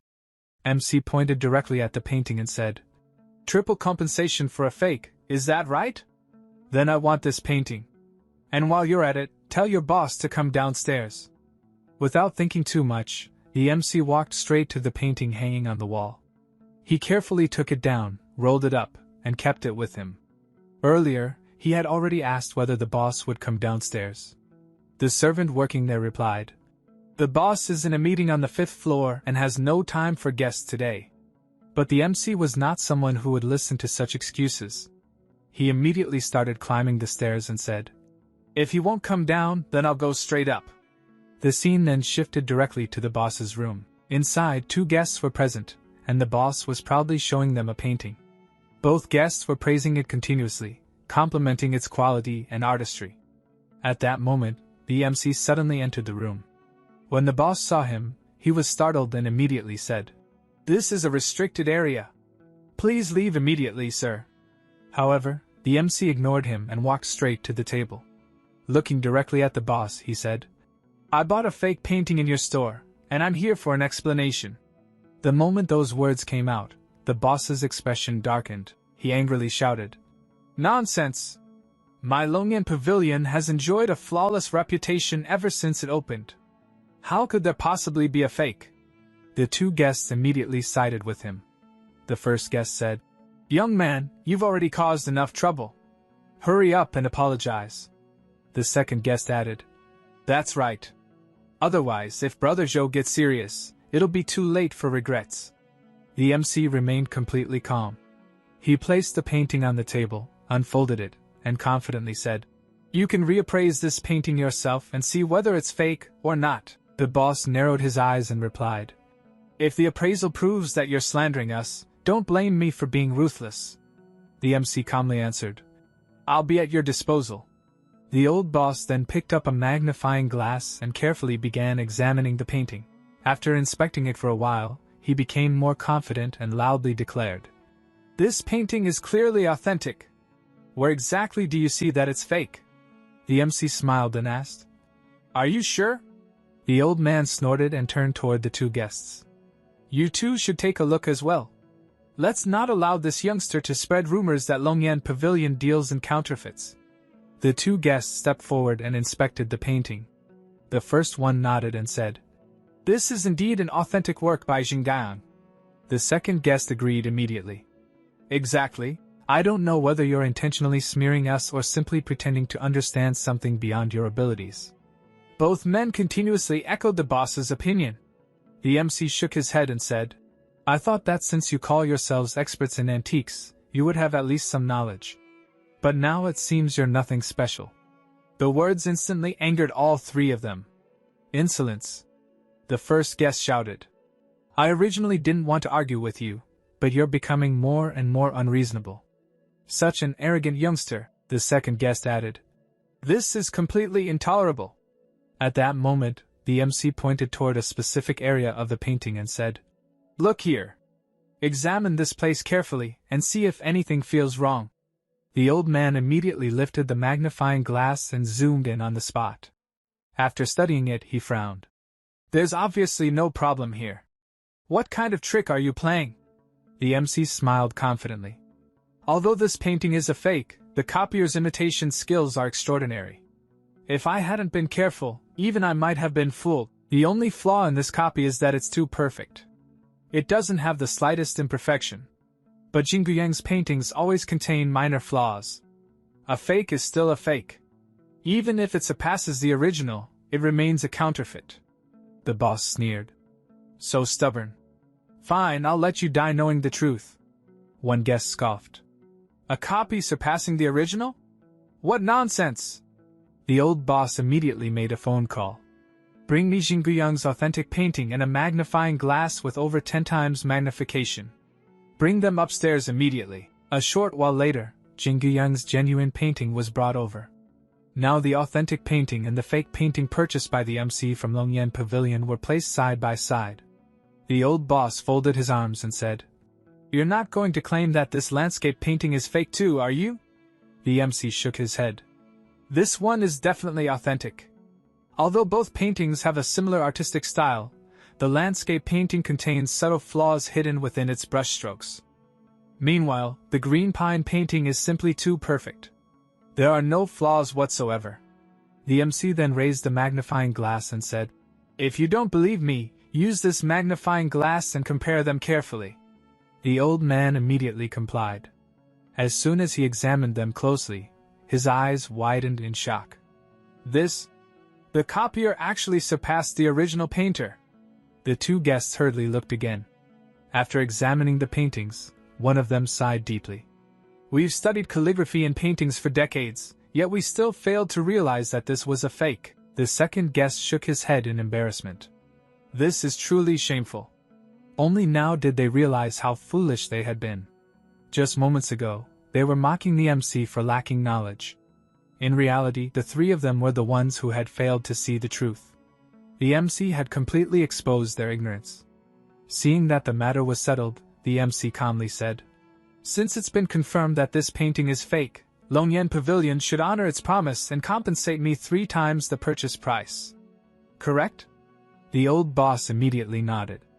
"Of course, this old man's shop has been operating for decades. How could I go back on my word?" The MC replied. "There's no need to transfer money. Just allow me to choose a painting of equal value instead." The old boss agreed without hesitation. The MC then walked through the room and stopped in front of another painting. Looking at it carefully, he said, "This one isn't bad. It's a pity that its value should be around 2 million. My compensation isn't quite enough."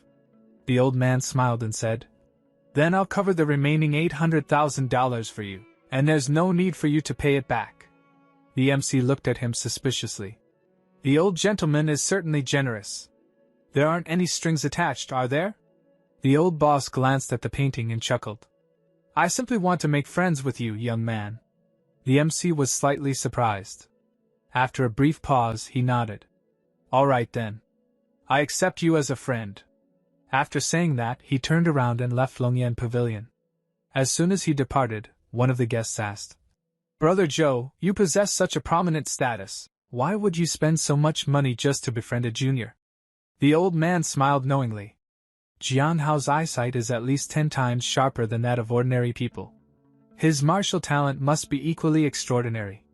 Spending $800,000 to make friends with someone like him. I'm actually the one gaining a huge advantage. Afterward, the MC returned home. At that moment, Uncle Feng and the rest of the Feng family were gathered around the dining table eating dinner. As soon as he entered, Uncle Feng smiled. "Jianhao, you're back just in time. Come eat with us." The MC walked over and took a seat. The moment Grandpa noticed the painting in his hand, his eyes widened. "Jianhao, is that a calligraphy painting in your hand?" The MC nodded. "Yes. I just bought it at Longyan Pavilion." Hearing the words Longyan Pavilion, Grandpa was instantly shocked. "How did you get into Elder Zhou's store? There are too many fakes on Antique Street these days. Young people shouldn't be so easily fooled." "Let me take a look," the MC calmly replied. "Rest assured. I already had it appraised. It's authentic." Grandpa immediately frowned. Before he could say anything, Uncle Feng looked surprised as well. At that moment, Aunt Feng suddenly asked, "Even if it's authentic, where did you get the money to buy a painting? The Feng family hasn't been funding you." Just then, Feng Haoming spoke up. "Mom, Brother Hao helped me win a race." But his mother immediately interrupted him. "Shut up." The MC then explained. "I found a fake at Longyan Pavilion, so they compensated me. Elder Zhou also helped cover the remaining amount because he wanted to make friends." The moment Grandpa heard that, he snorted. "Full of lies. Zhou Chengxing is a famous figure in the antique world. Why would someone like him need help from a junior like you?" Aunt Feng also shook her head. "Dad, I don't mind Jianhao being poor. But for him to boast and exaggerate so wildly, that shows a serious character problem. How can my daughter marry someone like him?" The MC immediately stood up. His expression remained completely indifferent. "I'm telling the truth. If you don't believe me, there's nothing I can do. I'm done eating. I'm going upstairs to rest." True to his personality, the MC didn't care what others thought of him. He simply turned around and walked away. Uncle Feng hurriedly called after him. Jian Hao! But the MC didn't even stop. Watching him leave, and Feng coldly said, Look! This is the person you chose. Uncle Feng sighed deeply. I owe Jian Hao's father my life. No matter what happens, I won't abandon him. I'll find an opportunity to have a proper talk with him later. The scene then shifted back to Longyan Pavilion. Inside, Elder Zhou was staring at the fake painting. At that moment, a man named Han Feng entered the room. Elder Zhou asked, How did the investigation go? It turned out he had secretly investigated the MC's background. Han Feng respectfully reported, Master, Jian Hao is indeed the live-in son-in-law of the Feng family. The old man nodded and said, Han Feng, I know it's rare for someone to reach the early stage of blood and qi cultivation before the age of 30. But Jian Hao must absolutely not be underestimated. Remember that. Han Feng looked doubtful. Master, it's not that I'm underestimating him, but everyone in the Feng family, except Feng Wuming, looks down on this live-in son-in-law. The old man replied firmly. Han Feng, do something for him. The scene then shifted once again to the Feng family. Han Feng had already arrived there. Present were Grandpa Feng, Uncle Feng, and Uncle Feng's wife. Grandpa Feng looked at the invitation in his hand and asked in disbelief. You're saying this is an invitation? Elder Zhou asked you to personally deliver it, inviting the entire Feng family to attend the Zhou family banquet on the 10th of next month? Han Feng nodded. That's correct. Uncle Feng immediately asked. May I ask why Elder Zhou invited all of us to his family banquet? Han Feng's expression turned serious. Why ask so many questions? Do you not want to attend? Uncle Feng's wife quickly smiled. Young man, please don't be angry.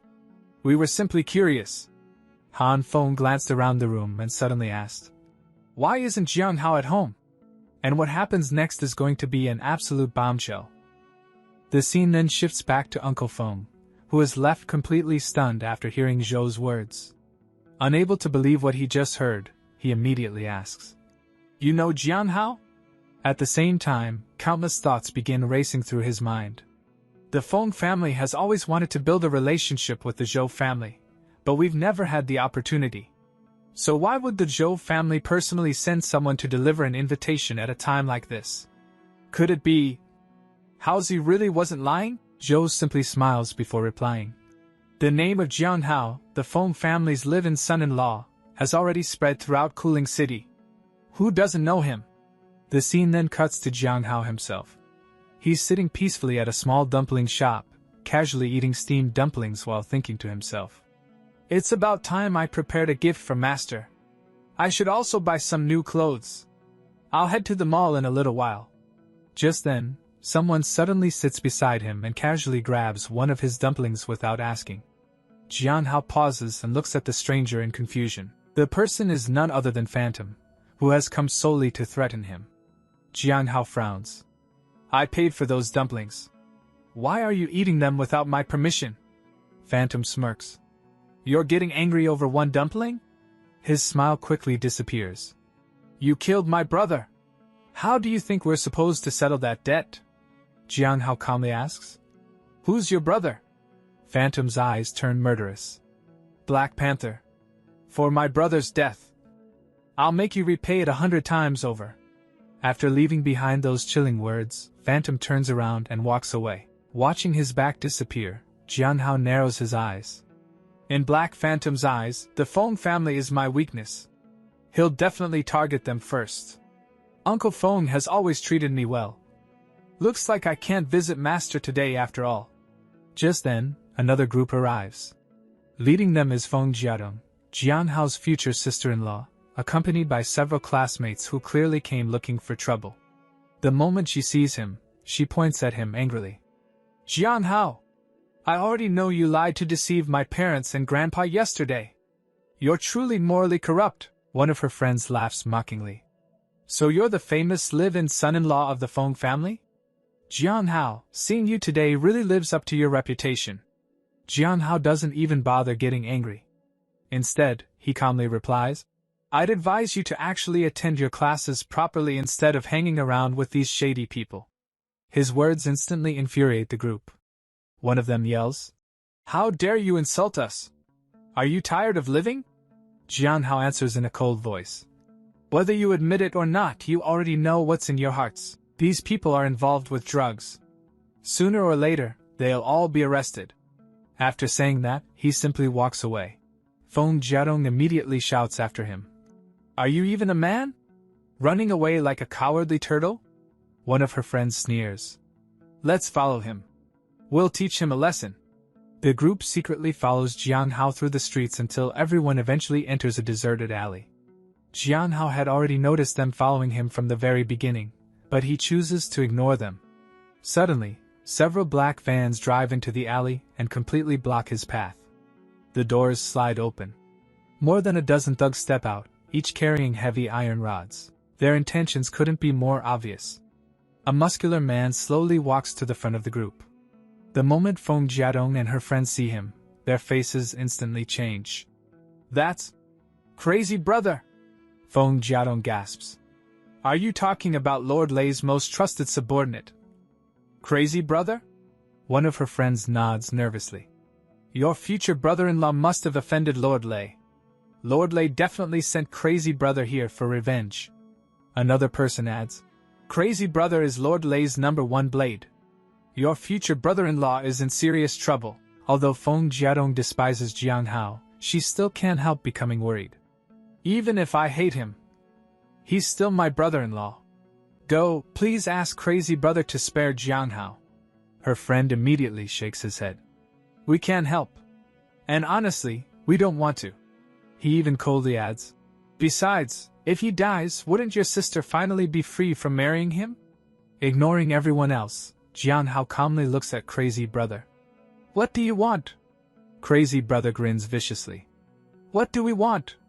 Because of you, Lord Lei's son was injured after his car flipped over, so we're here to return the favor. By crippling you. Jianhao doesn't move an inch. Instead, he calmly says, I'll stand right here. Come at me. Hearing those arrogant words, Crazy Brother roars in anger and charges forward. Give me your life! Feng Jiadong instinctively closes her eyes. She can't bear to watch the bloodshed that's about to happen. But, boom! A deafening impact echoes through the alley. Jianhao's kick lands squarely on Crazy Brother's face. Blood sprays from his mouth as his entire body is launched dozens of meters away before crashing violently onto the ground. His subordinates panic. They rush over to help him. One person can't beat him. Everyone attack together. Before anyone can move, Crazy Brother painfully climbs back to his feet while clutching his chest. His face is completely pale. He hurriedly shouts. Forget it. Take me away. We're no match for him. Without wasting another second, his men throw him back inside the van. Just as quickly as they arrived, the entire convoy speeds away from the alley. Watching everything unfold, Feng Jiadong and her friends stand frozen in complete shock. Jianhao slowly turns around and fixes them with an ice-cold stare. His voice sends chills down everyone's spine.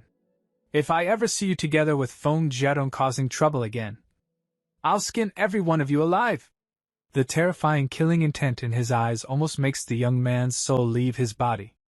The arrogant students who had mocked him only moments ago immediately fall to their knees. They repeatedly bow their heads. We'll never do it again. Please spare us. The scene then shifts once again. Jianhao arrives at Yuwen's office. Unlike before, he politely knocks on the door first.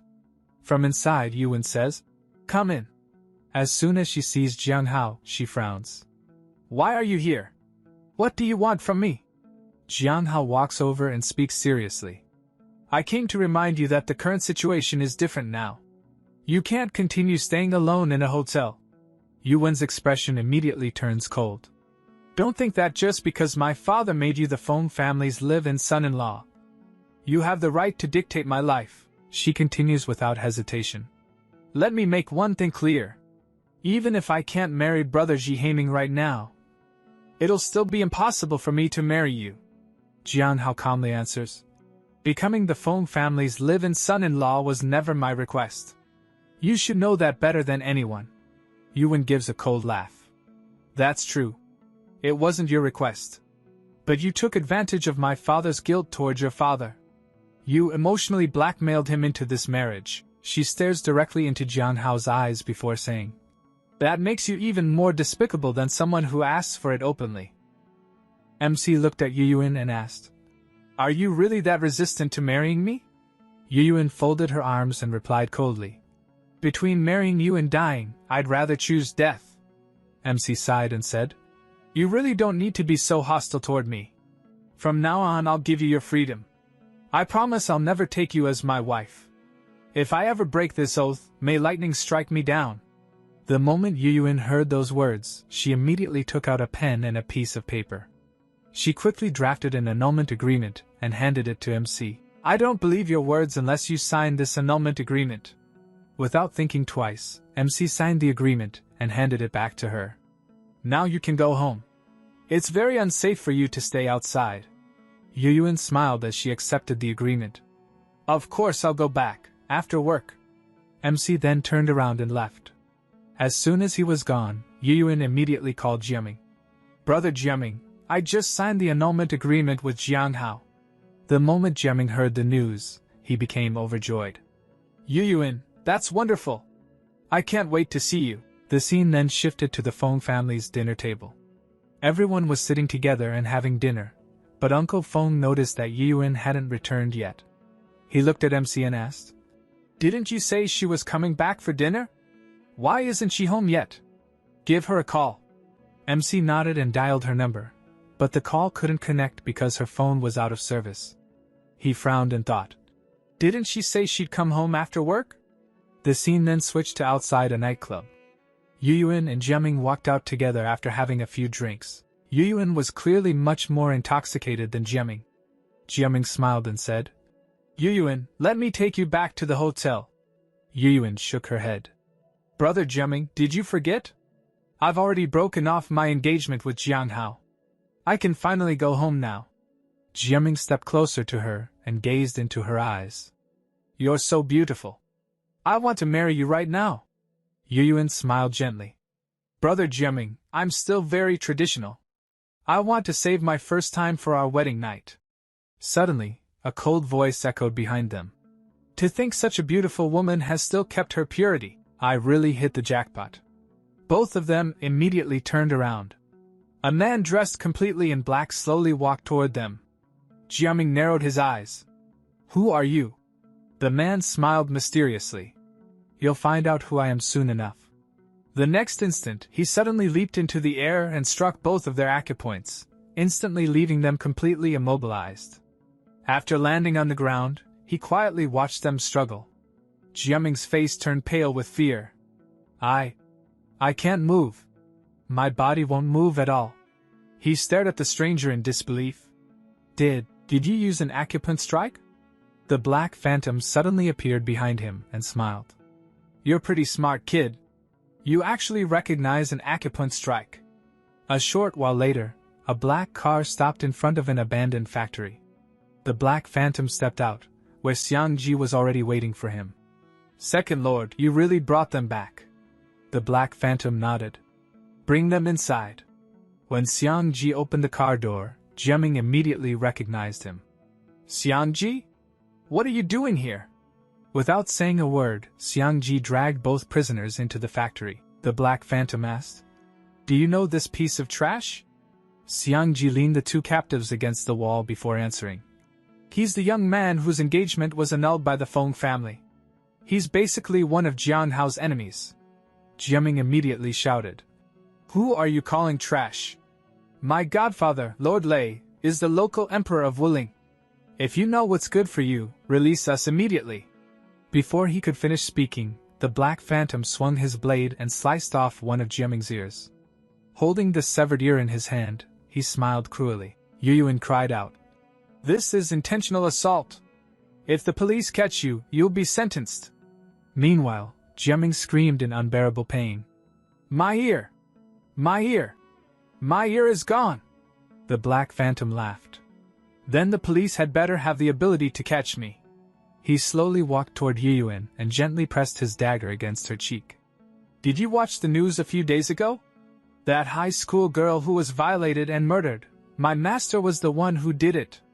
Yuyuan's expression instantly changed. Only then did she finally understand why Jiang Hao had repeatedly warned her not to go outside at night. So that's why Jiang Hao told me to stay home. He was trying to protect me from this monster. Unfortunately, she realized the truth far too late. The Black Phantom then walked over to Jiaming. Completely terrified, Jiaming begged, "Second Lord, please spare me. As long as you let me live, I'll do anything." The Black Phantom nodded. "As long as you obey me, I'll spare your life." Jiaming immediately bowed his head. "Thank you, Second Lord." Just then, Xiang Ji dragged another man into the factory and threw him onto the floor. "Second Lord, Master Zhang Wu has been waiting for you." The man glared at Xiang Ji. "You've hidden yourself well to recruit such a powerful helper." Xiang Ji replied. "Second Lord is Brother Bao's biological brother.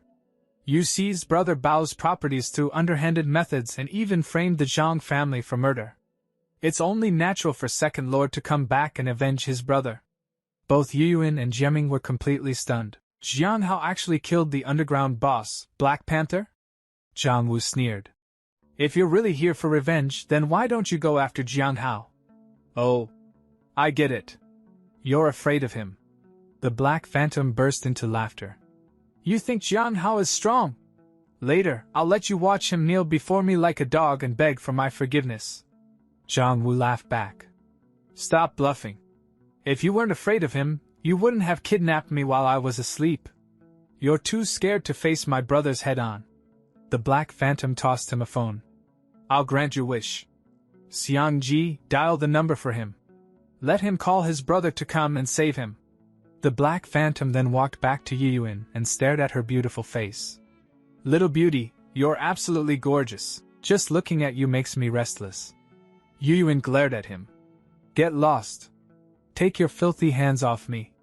Instead, the Black Phantom grabbed her by the throat.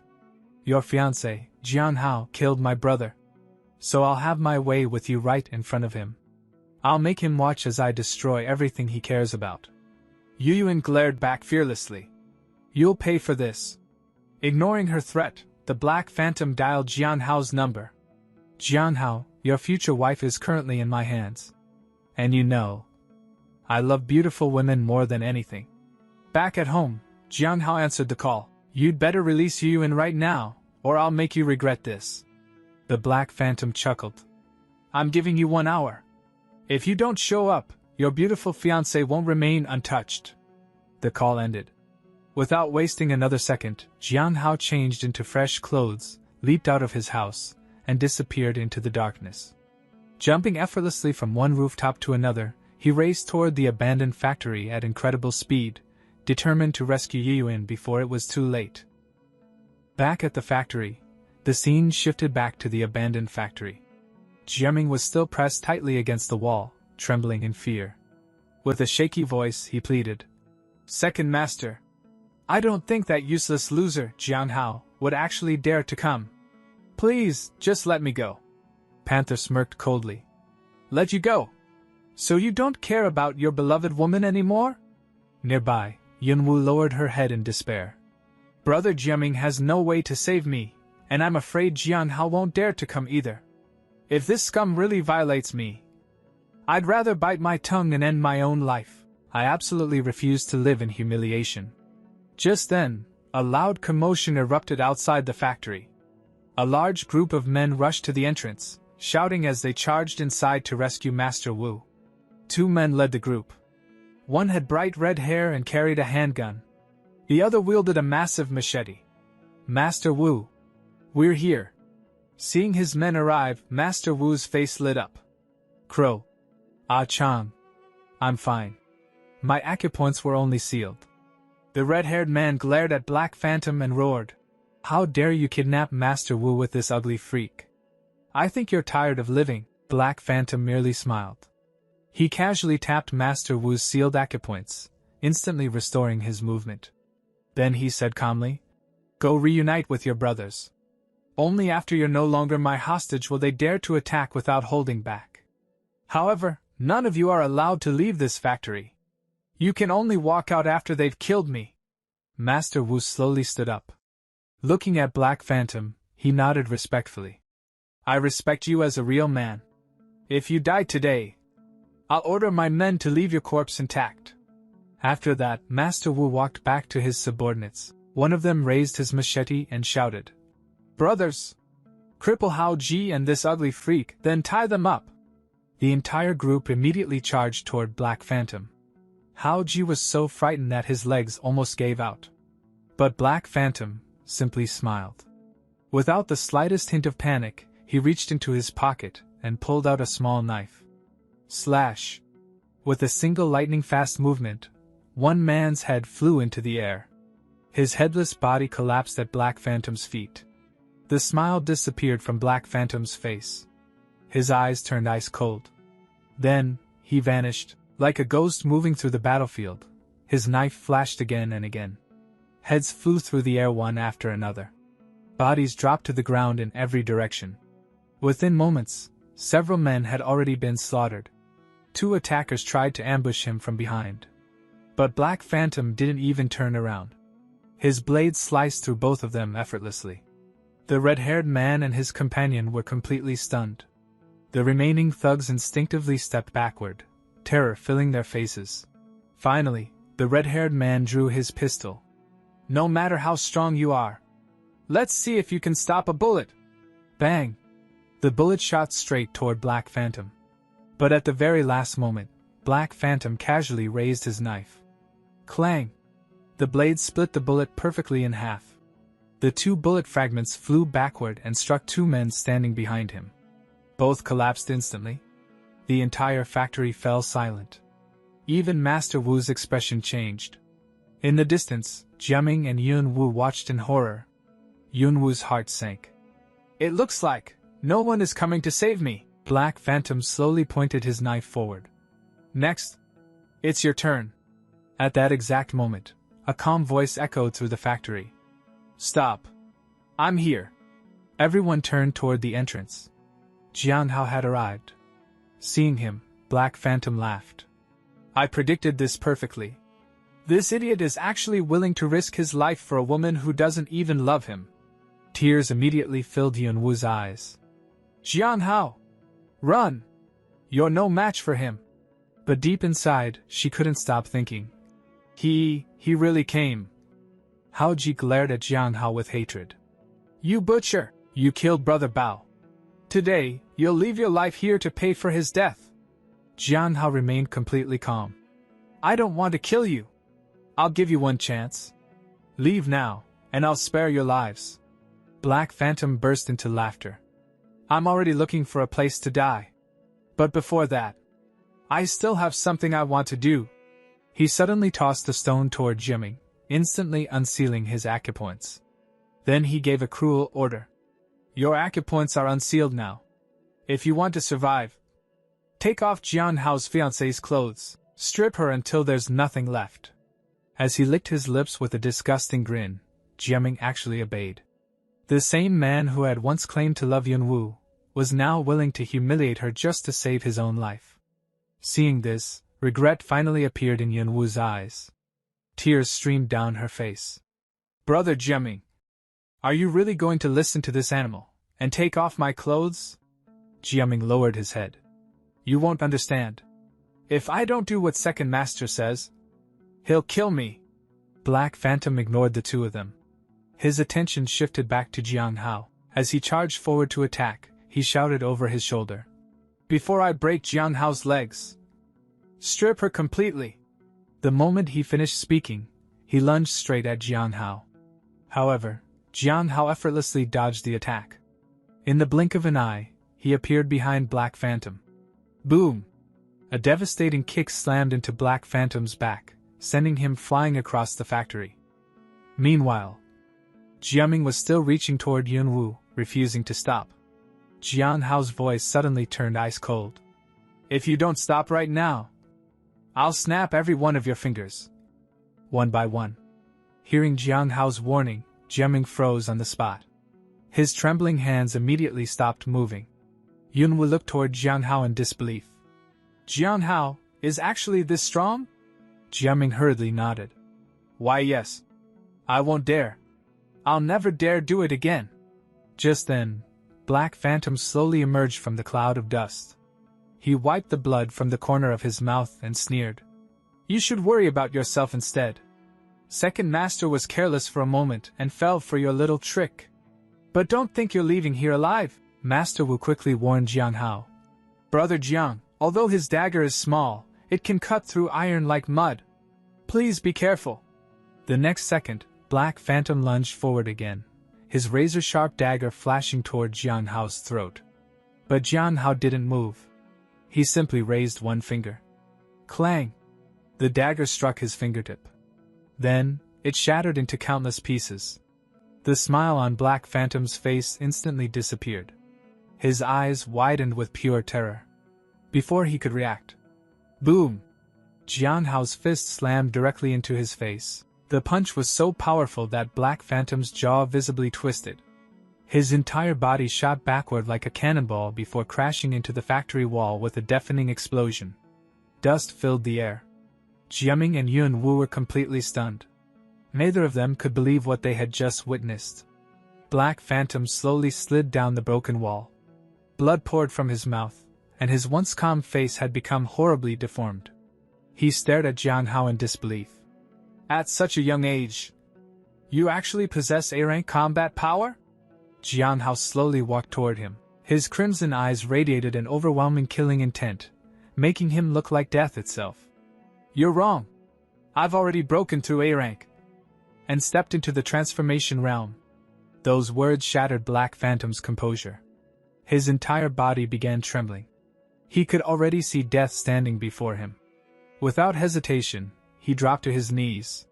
Senior Jiang, please, give me one more chance. I'll leave Pulling City immediately. I'll never come back again. Jiang Hao looked down at him expressionlessly. I already gave you a chance. But you're too late. Realizing there was no hope left, Black Phantom suddenly turned toward Yun Wu. If that's the case, I'll take someone down with me. He charged straight toward her. Yun Wu screamed in fear, tightly shutting her eyes. Jiang Hao! In the very next instant. Bang! Jiang Hao appeared in front of her like a phantom. He grabbed Black Phantom by the neck and smashed his head into the wall with terrifying force. The entire wall cracked apart. Even while being choked, Black Phantom struggled to speak. Who are you, exactly? Jiang Hao replied coldly. I'm the Feng family's live-in son-in-law. Didn't you already know that?